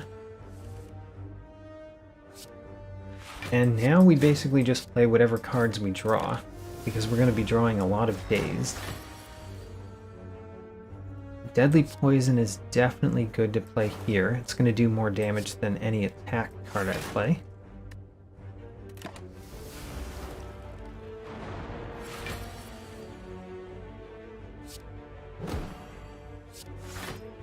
taking tiny bits of chip damage over and over again. So far it's not adding up to a lot, but it is adding up.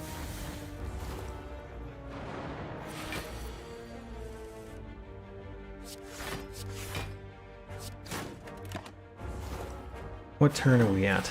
15th turn. Deadly poison plus dash wins.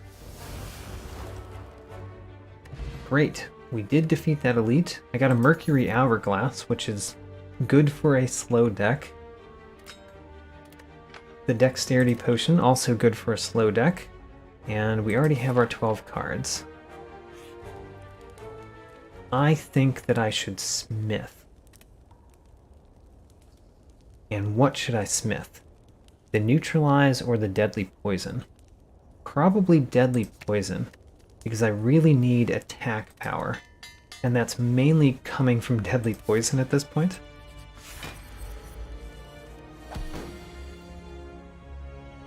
I do not want to do anything here.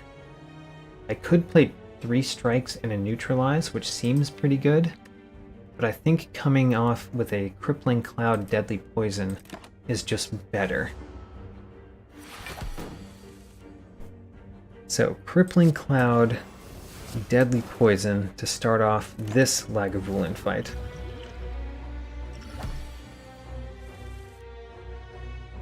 Okay, Neutralize, Deadly Poison, and I'm considering doing the Block Potion in both strikes. I think I like that option. Rather than defending only 5, let's deal a little bit more damage and use that Block Potion. To full effect, basically. Now that I've done that, I want to win primarily by poison. There we go. And win. Much nicer with poison. A Stone Calendar, also pretty good with a slow deck. So apparently what these are telling me to do is build a slow poison deck. Okay. I guess I will do that.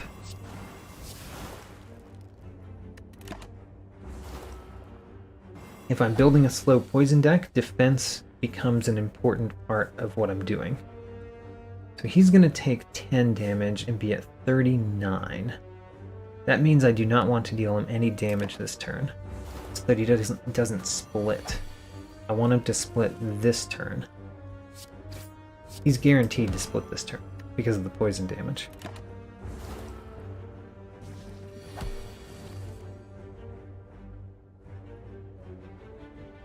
Alright. I can't block that much, so let's defeat this enemy with poison in my attacks. Great. Still can't add cards to the deck. Need to remove more cards, basically. I think I might need to rest, which seems pretty sad. I don't want to rest here.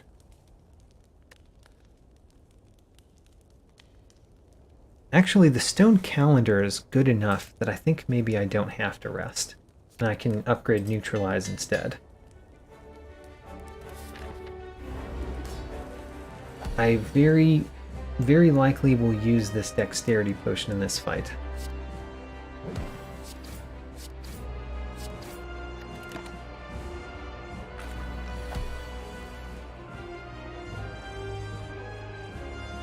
So the Crippling Cloud is not going to be wonderful later, so might as well just use it now.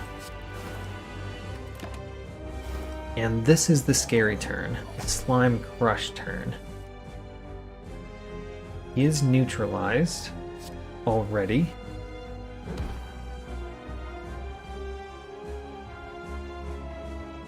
If I deal him damage, he will split. Would I rather have him split or take a bunch of damage this turn? Well, we can decide that in a second. So here's 6 damage. Here's another 6. If I hit him once more, he'll split. But he'll split at a very high health, which is not the best. However, if he doesn't split, he does me 26 damage minus the 5. I think I'd rather take some damage. And I'm going to use my dexterity potion.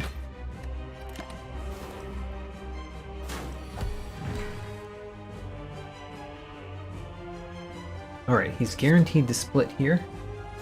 So let's make him split with less health.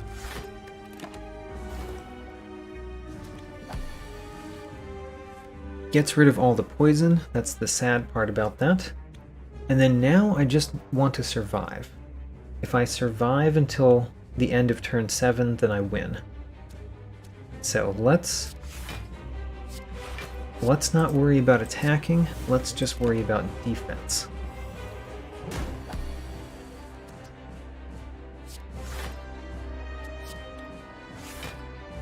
Not great, but there it is. And then the stone calendar wins the fight for me. Great. I survived on 9 health. I still can't add cards to my deck. Haha, the empty cage. Empty cage is wonderful. And I think I want to remove my strikes. Because if I replace these strikes with defensive cards, I think that would still be a better deck than what I had. And I want to visit a shop. Actually, visiting 2 shops is quite nice. So I think we're going to visit these 2 early shops here. And remove cards at each of the shops. So this is fun. The crippling cloud makes them all do 0 damage.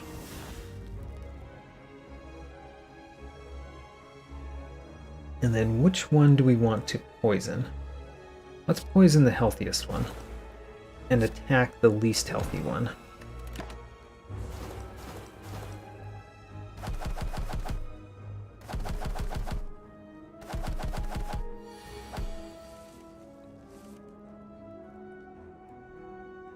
A strike will kill that one off. So that removes 10 damage. I could deadly poison and end up taking 2 damage. I think that's the right choice here. Get 8 block and then deadly poison the one that is upgrading itself.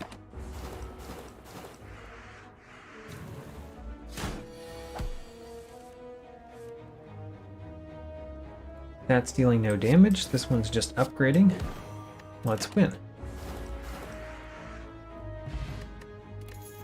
I can add cards to my deck. How nice.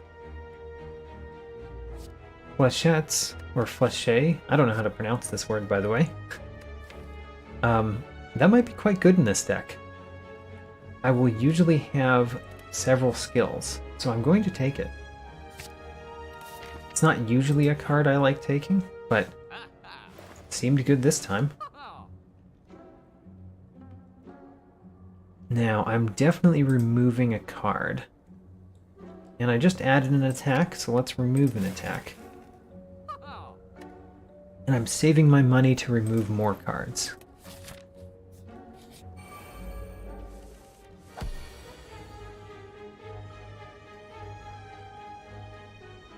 Crippling Cloud seems like the best way to start this.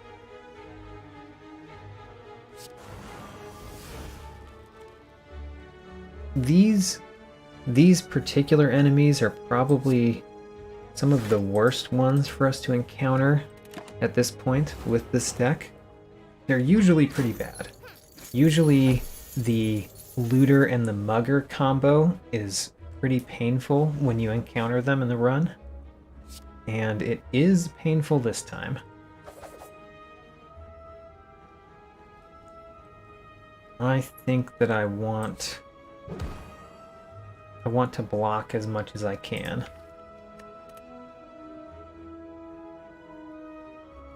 Yeah, I'm just going to give up all the money that the mugger takes.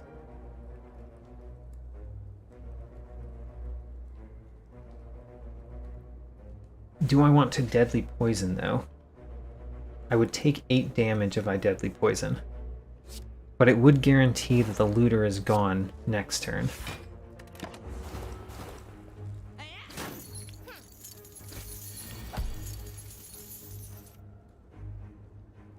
Okay, the looter is gone. Mugger is going to get away with my money, like I predicted it would.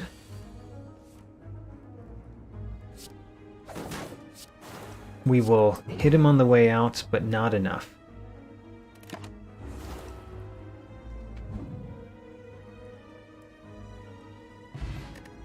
I do still have enough money to remove a card, though. And dodge and roll. Dodge and roll is quite good.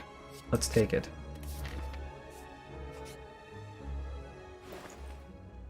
So, I want to remove a card here. That's the main reason why I came here. Let's do it. I probably want to remove a defend more than a strike. Hard choice, though. How much does the strike do for me? Not much. Let's get rid of the strike. And then I could actually buy Noxious Fumes.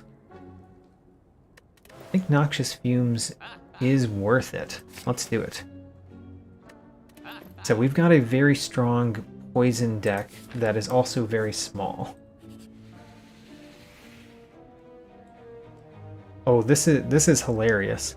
So I did not know this could happen. Naloth here is going to give us a special relic, and what we have to give up is a relic that we already have. He's actually accepting Niao's Lament, which, as it says, this relic has already been used up. So we lose nothing and gain something. Granted, this is increasing the chance that we get rare cards, which is not great when we can only add one more card to the deck, but it's still not bad.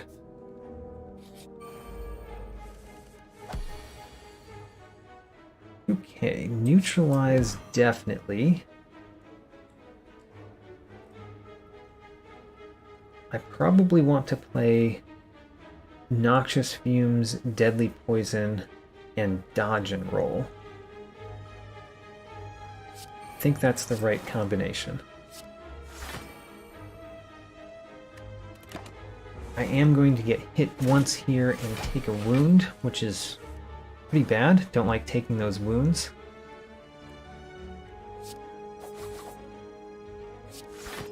I do block everything this turn,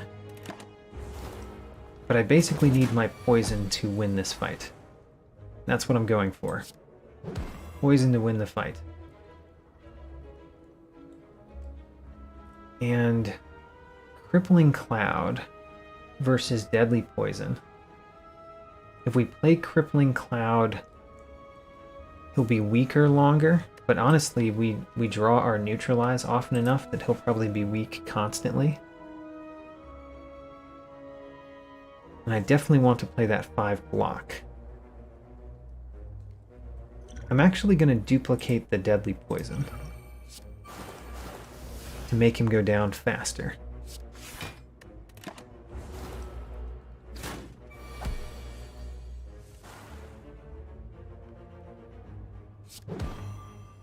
So, do I care about playing Flechettes? It would deal 12 damage, whereas Deadly Poison would deal 7 damage every turn, so Deadly Poison is better.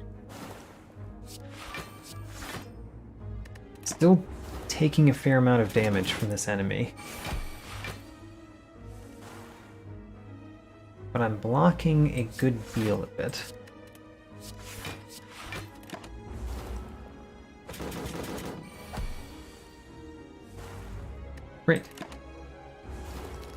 I'm at half health, but still okay. Do I want footwork? I do want footwork. That will fill out my deck. So here we go. We've got a 12-card deck again. And 41 is enough to survive an elite. So I am going to smith here. I'm either going to smith noxious fumes or footwork. The answer is footwork.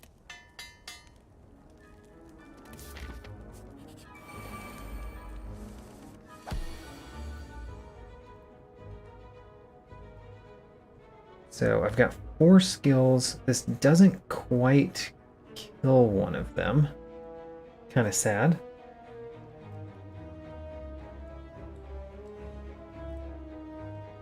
Footwork plus survivor. Yeah, footwork plus survivor stops the attack at least. And then noxious fumes. We've powered up. I might rely on my stone calendar to win this fight, which is pretty sad.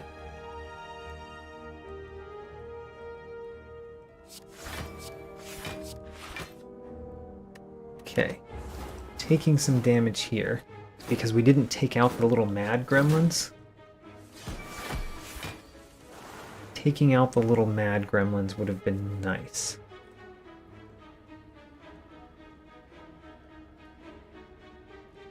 Wow. This does 28 damage. It's quite good. Let's defeat one of them. And then I already have 7 block, so we're going to do Crippling Cloud now. Put some weakness on the gremlin leader, and that gremlin, that little mad gremlin, will die quickly. Keep the weakness on the gremlin leader. Dodge and roll gives me block for next turn.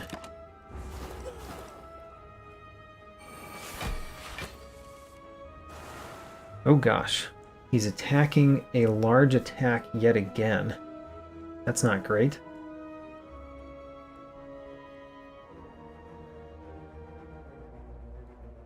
Well, that's not great.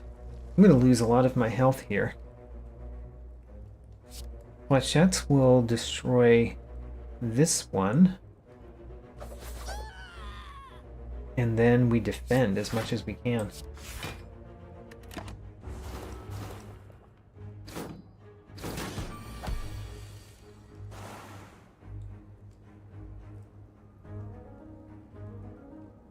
So let's keep him weakened. Dodge and roll for next turn. Next turn is also the stone calendar turn. So it looks like I can win. Wonderful. I did rely on stone calendar. Pen nib is not great for this deck, unfortunately. I mean, it might be good if we set up a really good Flechette's turn, but it's probably not great. I can't take any of those cards. I'm at 12.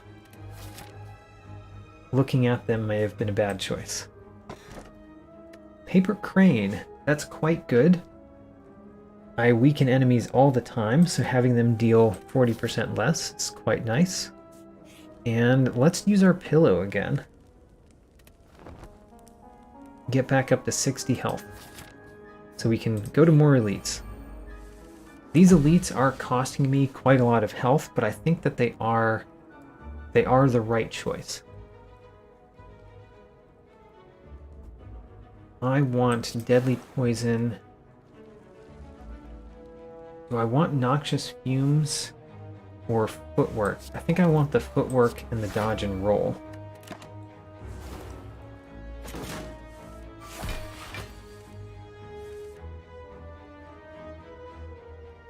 So I can neutralize, and Flechettes does a lot here. That's nice.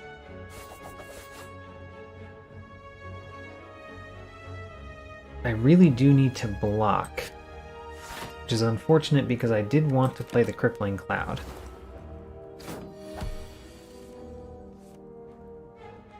Here's a good time to play Noxious Fumes.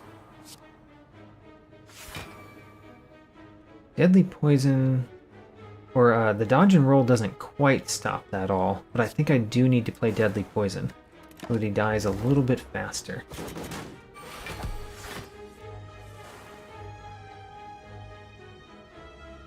This is a good time for Crippling Cloud because making him weak is very effective.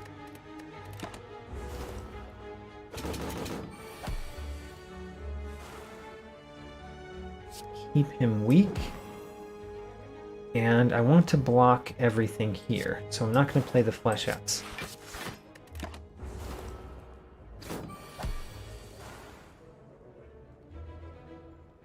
I'm actually at a point where I'm winning with the Stone Calendar before I win with Poison.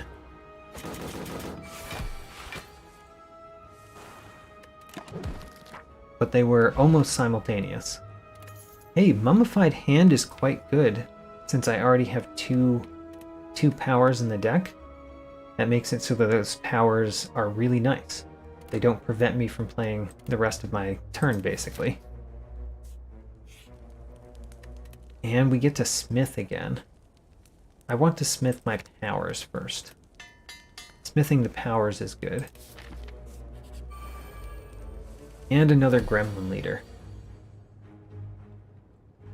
The first Gremlin Leader was pretty painful, but with the Mummified Hand, we will do much better this first turn. And let's Deadly Poison this one, so he ends up dying next turn.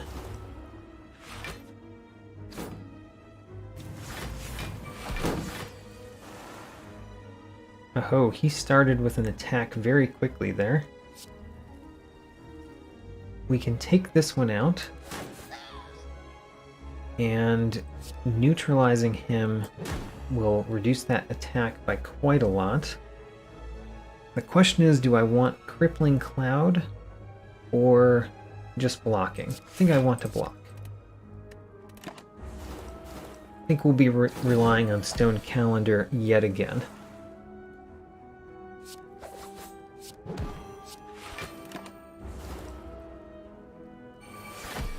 Oh, 2 wizards. 2 wizards is not the best thing to see. Good time to finally play that Crippling Cloud, though.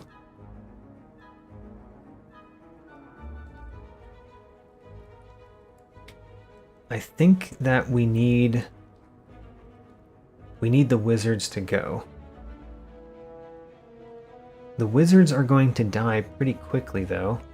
Let's put the Deadly Poison on him. The wizards are dying quickly due to their own poison.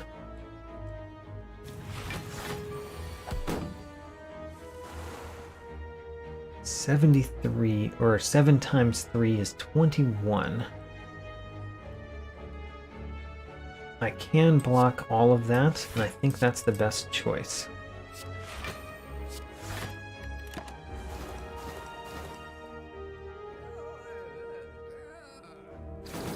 Those 2 wizards don't quite get to use their attacks.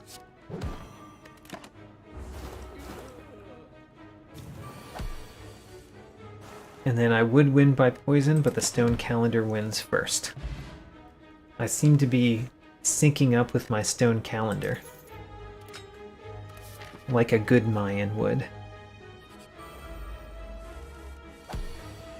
The Snake Plant. The Snake Plant is not too bad. This malleable thing gives it a whole lot of block if you rely on attacks to deal your damage. But if you're using poison, then it's kind of no problem. I'm going to use the Flechettes before I use Deadly Poison.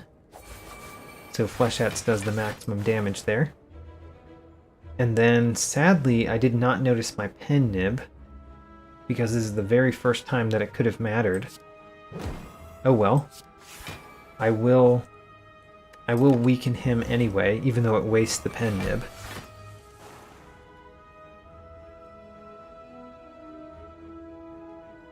So I can force Crippling Cloud to be free this turn by playing Survivor first, and then a Defend, and then Footwork, and then that will guaranteed hit Crippling Cloud.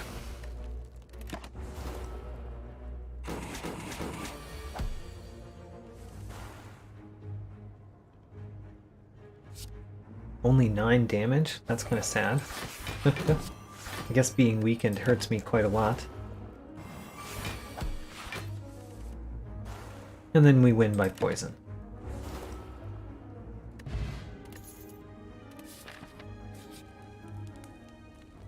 So, I believe we should smith. But what do we smith? I think dodge and roll is the next one that I really care about smithing.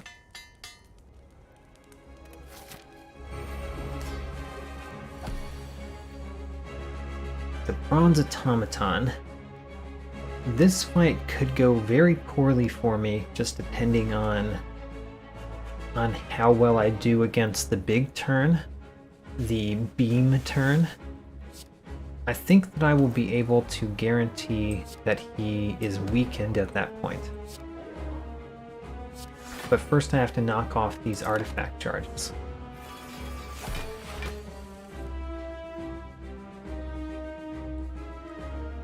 I can't quite force Crippling Cloud to cost 0 with Noxious Fumes because I have just one too many cards in my hand to do that. So the question is whether I want to play Crippling Cloud or not. I think that I want to play Crippling Cloud, but not enough to play it outright. We'll play it if it happens to become free. But we'll make it most likely that it would. 50% chance. Oh great, we got it.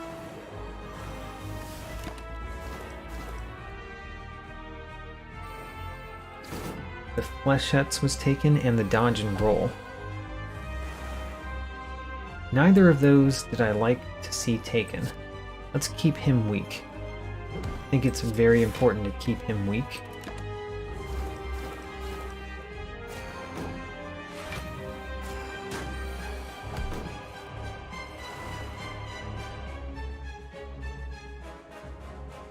As I said, I think it's very important to keep him weak. Do I want to hit one of these with more poison, or do I want the center guy to have more poison? I think the center guy, because these guys will die pretty quickly from my Noxious Fumes anyway. So let's do that. And I'm not blocking everything, but I think putting the poison on was more important.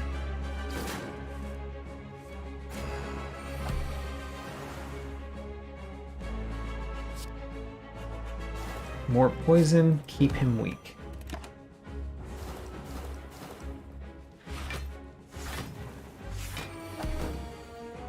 So this is the big attack turn. Doesn't look as big of an attack as it would be because he's weakened and I have Paper Crane.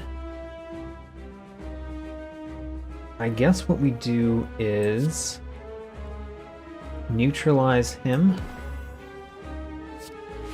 block a little bit, and put on more poison.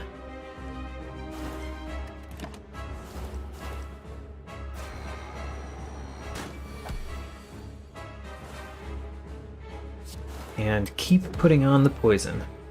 If I keep putting on the poison, then I will do just fine.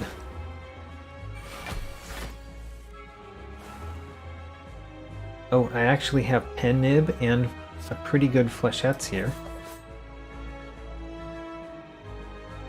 Doesn't look that impressive because we're doing so much more poison damage. I think this deck is relatively good against bosses, but it struggles against the normal enemies.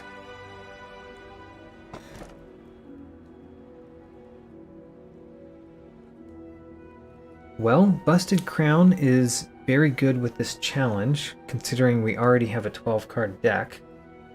So let's keep getting Busted Crown.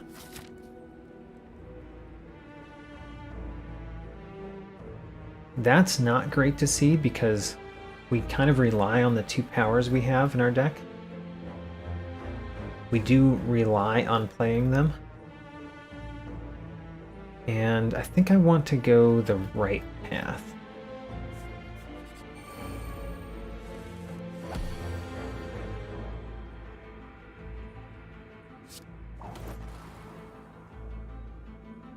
What do I want to hit hard? Let's hit the right one hard.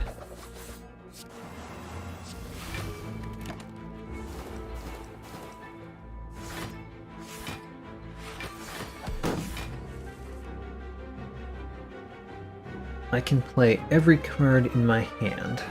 So, start with Noxious Fumes. They're all already weak. Which one would I like to remain weak? Front one. Front one needs to remain weak. The healthiest one, the middle one, will have more poison. And then we get all of the block that we need.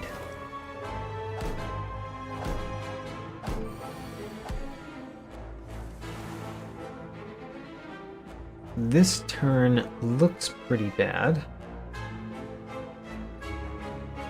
Huh. What do I do here?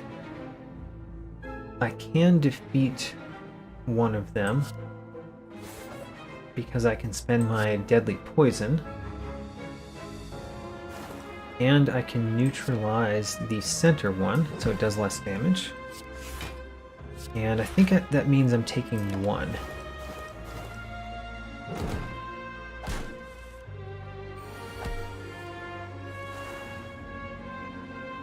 And this is a wonderful hand. The Flechettes does a ton of damage here. And then we win with poison.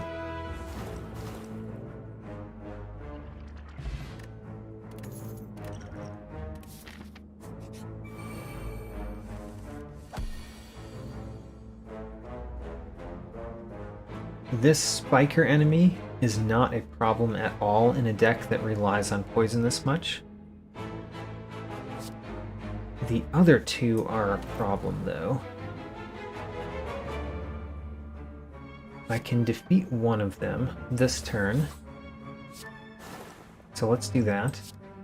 And then block the rest.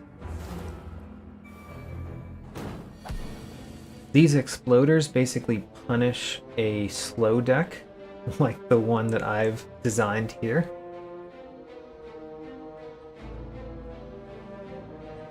I can play all of my cards. Let's start with Crippling Cloud. The Noxious Fumes will make one of those other ones free. Alright, that works for me.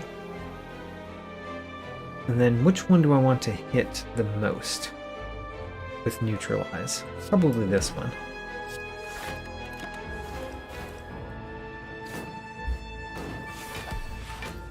So now he's going to do 30 damage if he survives to his turn.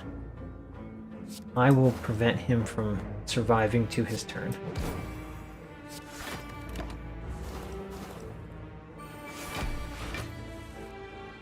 But I did kind of barely make it there. Alright, Flechettes is awful here, because Thorns is every time you attack, it does 8 damage back. So we're just going to not do anything. Just click end turn. Actually, one of my favorite things about the silent character is that it's kind of fun, or sometimes the best thing to do is click the end turn button. I kind of enjoy that aspect. So mostly what I want to do here is remove a card.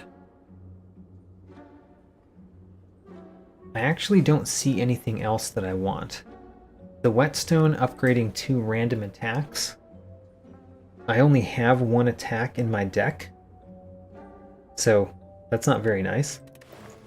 Or 1 unupgraded attack.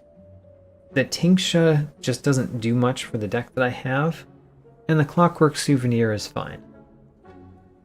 I think I'm just going to remove a card. Remove a defend.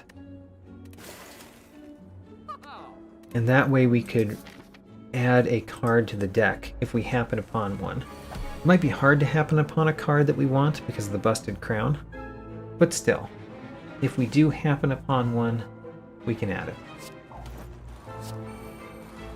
Wow, it hit all of the cards that I wanted to play this turn, practically. My mummified hand is very good to me. So I do have the pen nib. Perfect time to play this, even though it's not dealing that much damage.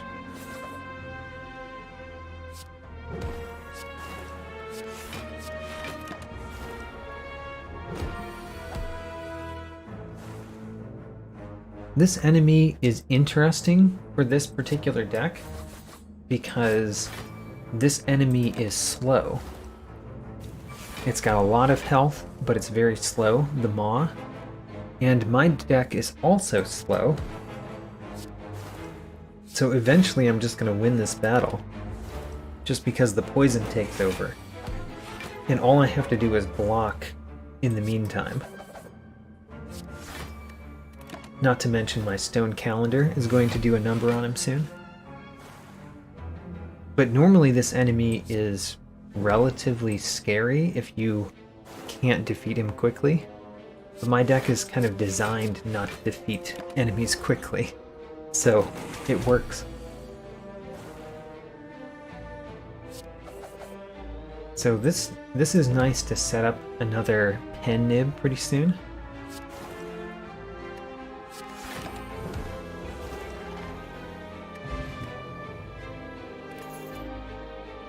A Swift Potion. Swift Potion is probably better than this Artifact Potion.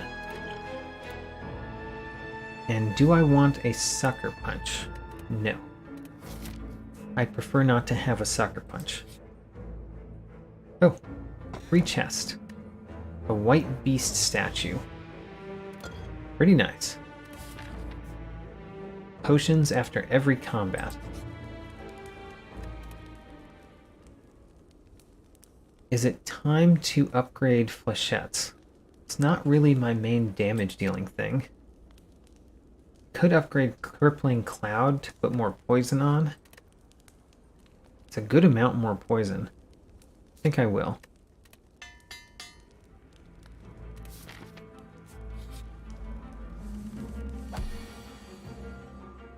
Alright. Start with a neutralize. Flechettes isn't quite enough, or the pen nib isn't quite there for the flechettes. I guess I'm gonna play flechettes, footwork. It happened to hit the survivor, which is pretty interesting, because that's the one that I wanted to play the most.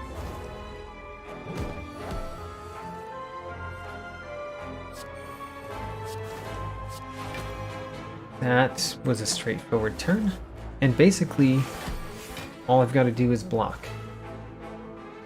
And here is a flechettes that is actually pretty nice with the pen nib.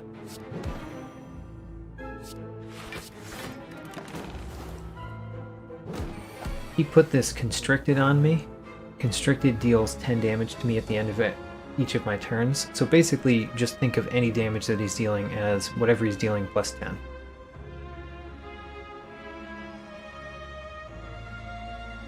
That means that I need to block 25, which I can do, but it takes all of my defensive cards.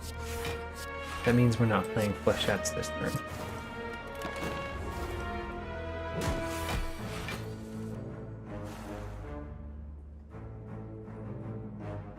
This turn I can play flechettes. And I don't quite... Oh, never mind. I read that wrong. I do quite win. I took a damage there, by the way, because of the constricted. I should have played a block card. Do I want Cloak and Dagger? It's better than Defend. Not a lot better than defend. But it is better. We'll take it. Do we smith it, though? Because smithing it adds more damage. I think flechettes is where we want to add the damage.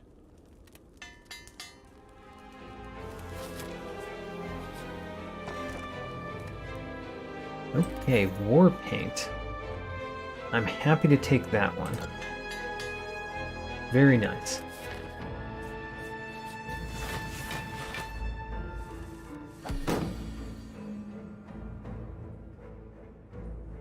What do we do right here? Crippling Cloud almost certainly is something that we're going to play. And Footwork. If I start with the Footwork, it might reveal what other card I'm going to play. I'm going to play Dodge and Roll, apparently.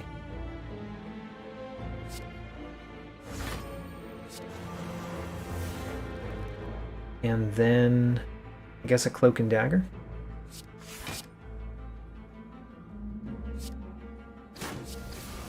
Hit the one that is upgrading itself. That's the one that you want gone fastest.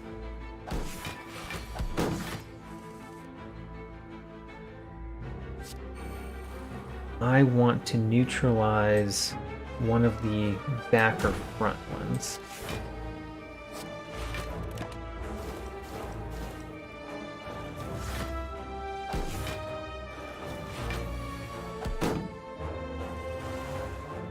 Alright, so the back one is the problem right now. Let's neutralize him.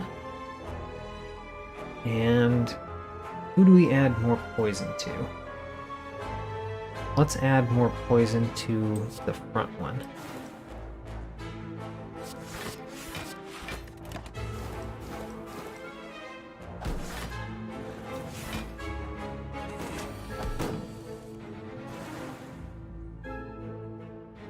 The middle one is attacking me. The front one is dying. And Flechettes takes out the middle one. Shiv takes out the back one because the pen did. Don't really care about a flex potion. And cannot add cards.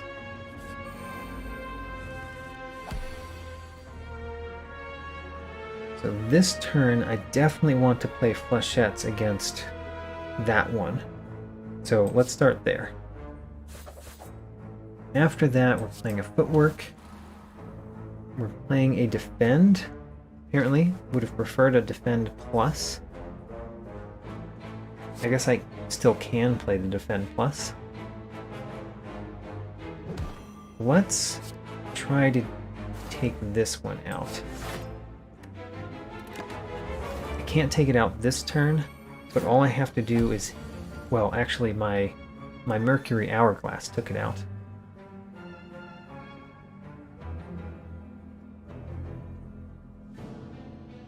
I want to play Crippling Cloud.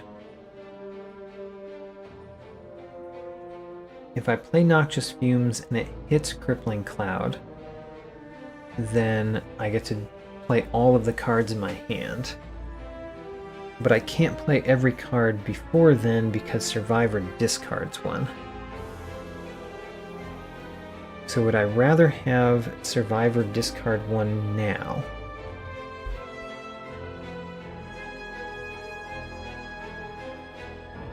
I guess so. Survivor, discard, Dodge and Roll, or Cloak and Dagger. The Cloak and Dagger, the 2 shivs deal 8 damage total. So 8 damage against this guy brings him down to 13. We're not killing him this turn. The Cloak and Dagger doesn't do much for me. Let's discard it. And then Dodge and Roll plus Noxious Fumes. means that we play Crippling Cloud. And I am taking how much damage? 3 damage after all of that? It's not too bad.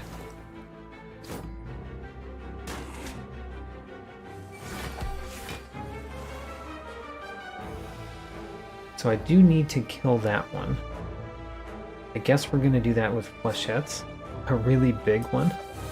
Because deadly poison is better for this one.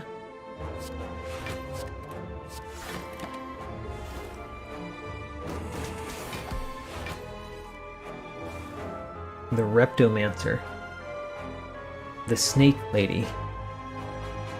She wears a snake onesie to work. Which clearly means that we woke her up. Because these are definitely pajamas that she's wearing, right? That's the way that I read that. Those are pajamas. We woke her up.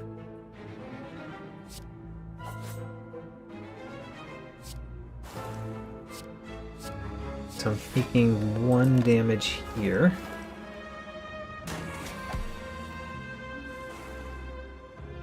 And it looks like I will be winning with the Stone Calendar again. That Stone Calendar has been surprisingly good. Orichalcum probably does nothing in this deck. So, we Smith Survivor. And then I probably remove one of those defends. I'm not sure if removing a card is going to be better than the other options there. So, before we get there, I definitely want to play Noxious Fumes and Deadly Poison. Let's start with the Noxious Fumes. And then the Deadly Poison? Maybe. Footwork is nice. If I play Crippling Cloud, is that worth it? Probably not. So let's do the flechettes. Deadly Poison and the Cloak and Dagger. Basically, if that had hit anything but the defend, I would have had a better turn.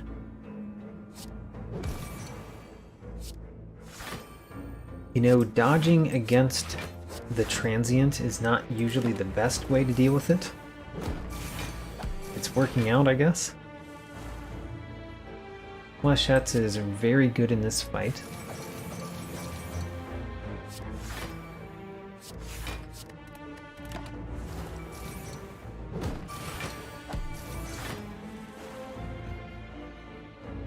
We got the neutralize back. That's important. That greatly reduces his attack.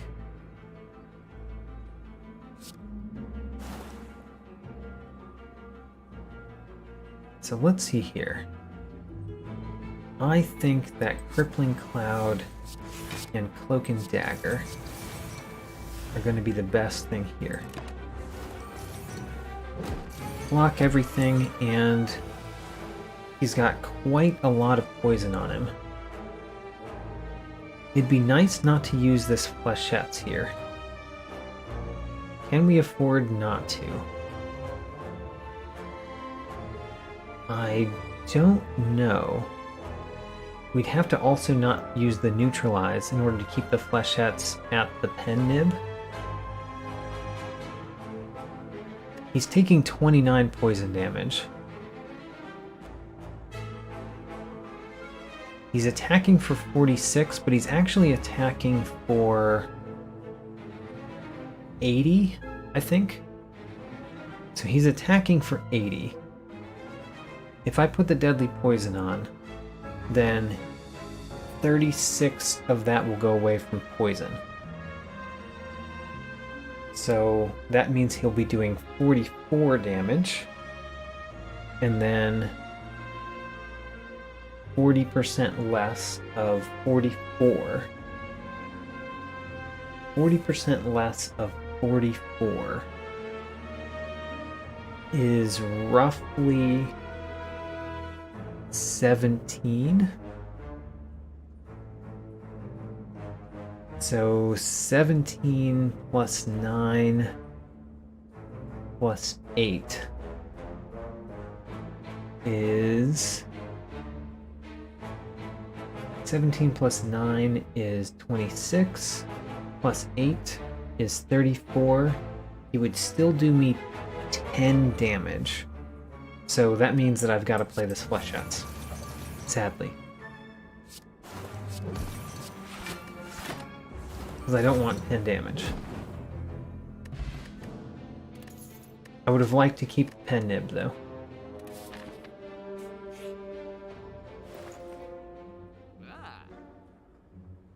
So, Chemical X does nothing for me.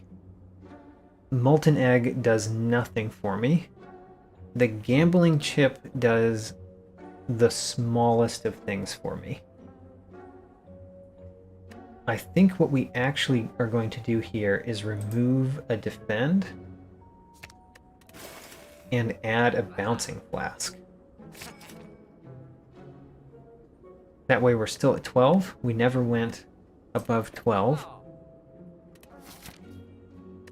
And is there anything else we could buy that would be useful?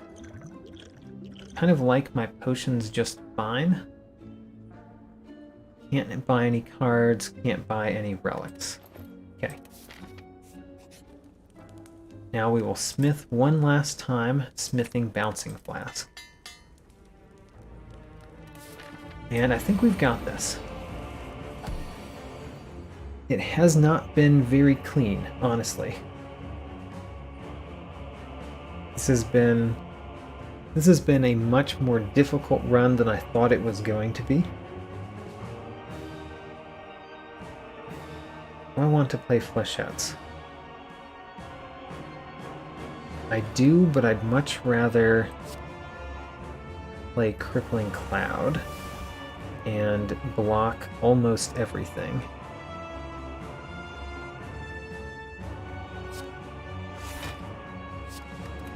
And then Deadly Poison, the main guy there. So the real question for this battle is, do I play my powers before we get to the next phase? I think the answer is no. Although it seems weird to say so. That mostly takes that guy out. We will keep the Awakened one weak. He is the weakened Awakened one.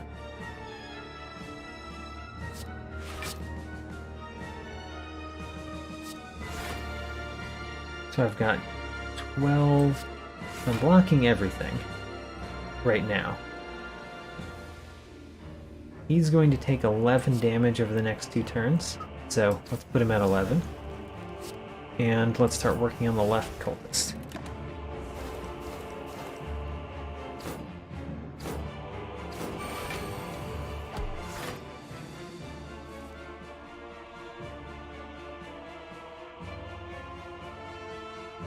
I'm not going to play Noxious Fumes, so that makes this turn a lot easier to handle. Let's discard that. I definitely want to play Bouncing Flask.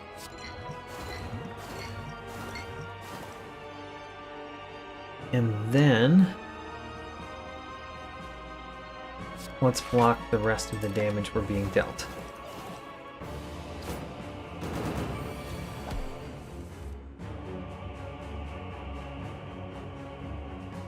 I'm not playing Footwork, so I'm playing all the rest of the cards.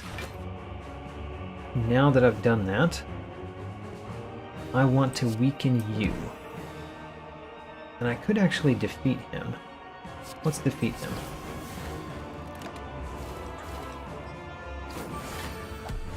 I have all these potions that I'm doing basically nothing with. I acknowledge that kind of weird. I guess I'll use the block potion this turn. And in fact, let's actually use those potions. So, we'll play the Swift Potion. That makes Flechettes better. We'll play Flechettes. We actually could play Cloak and Dagger first. Play Cloak and Dagger first. Use one Shiv. That means Flechettes does even more damage. And then we weaken him. So he's doing as much as our block is. And then use Bouncing Flask. Put a bunch of poison on.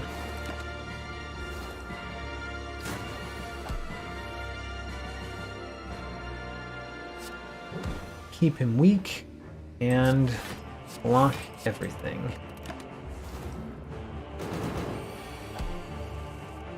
This turn we're getting the Stone Calendar.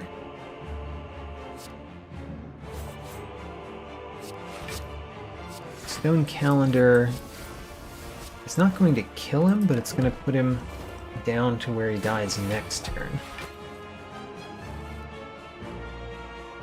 Doing anything this turn is not very significant. I guess let's put the pen nib up a little bit. And then wait until next turn. The awakened one has awakened. Now we can play our Noxious Fumes. And we're playing all these cards, so it's just what order do you play them in.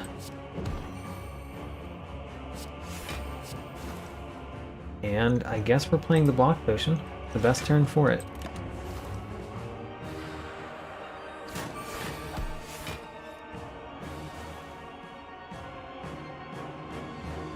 Cloak and Dagger. Cloak and Dagger I kind of don't want to play because I want the pen nib or the Flechettes. So let's not play it.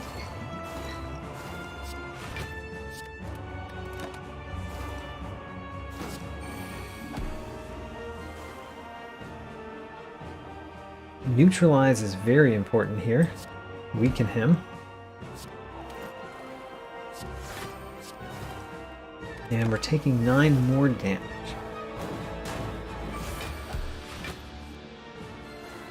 Okay, there's my Flechettes.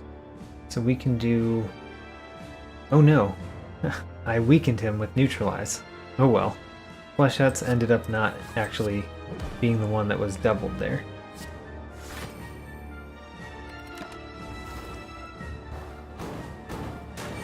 I don't think of Neutralize as an attack very much because it is an attack, but it doesn't do that much damage. I don't play it for the damage. I play it for the neutralization effect.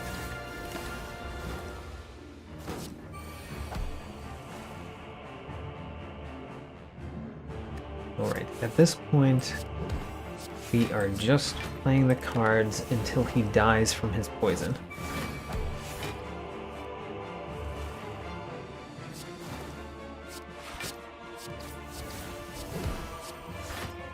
Here we go. And that is defeating Slay the Spire with the Silent with that max a 12 card deck. That was much harder than the Watcher, as you probably noticed. Although it wasn't as hard as I made it out to be that first run. I definitely got very greedy that first run and killed myself. That was just a mistake.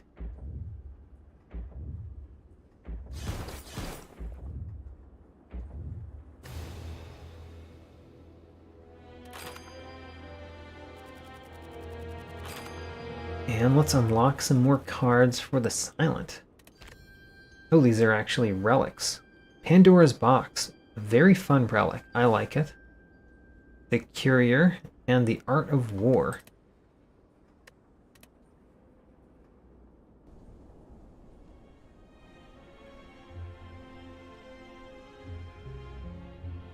Alright, that is going to be the end of my stream for today.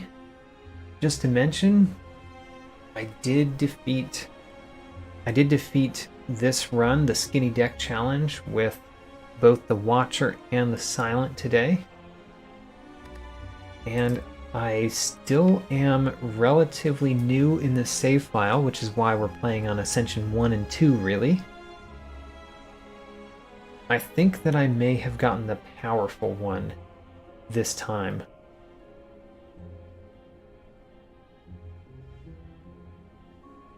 Yeah, there we are. Thanks for watching. I am going to continue doing these challenge runs.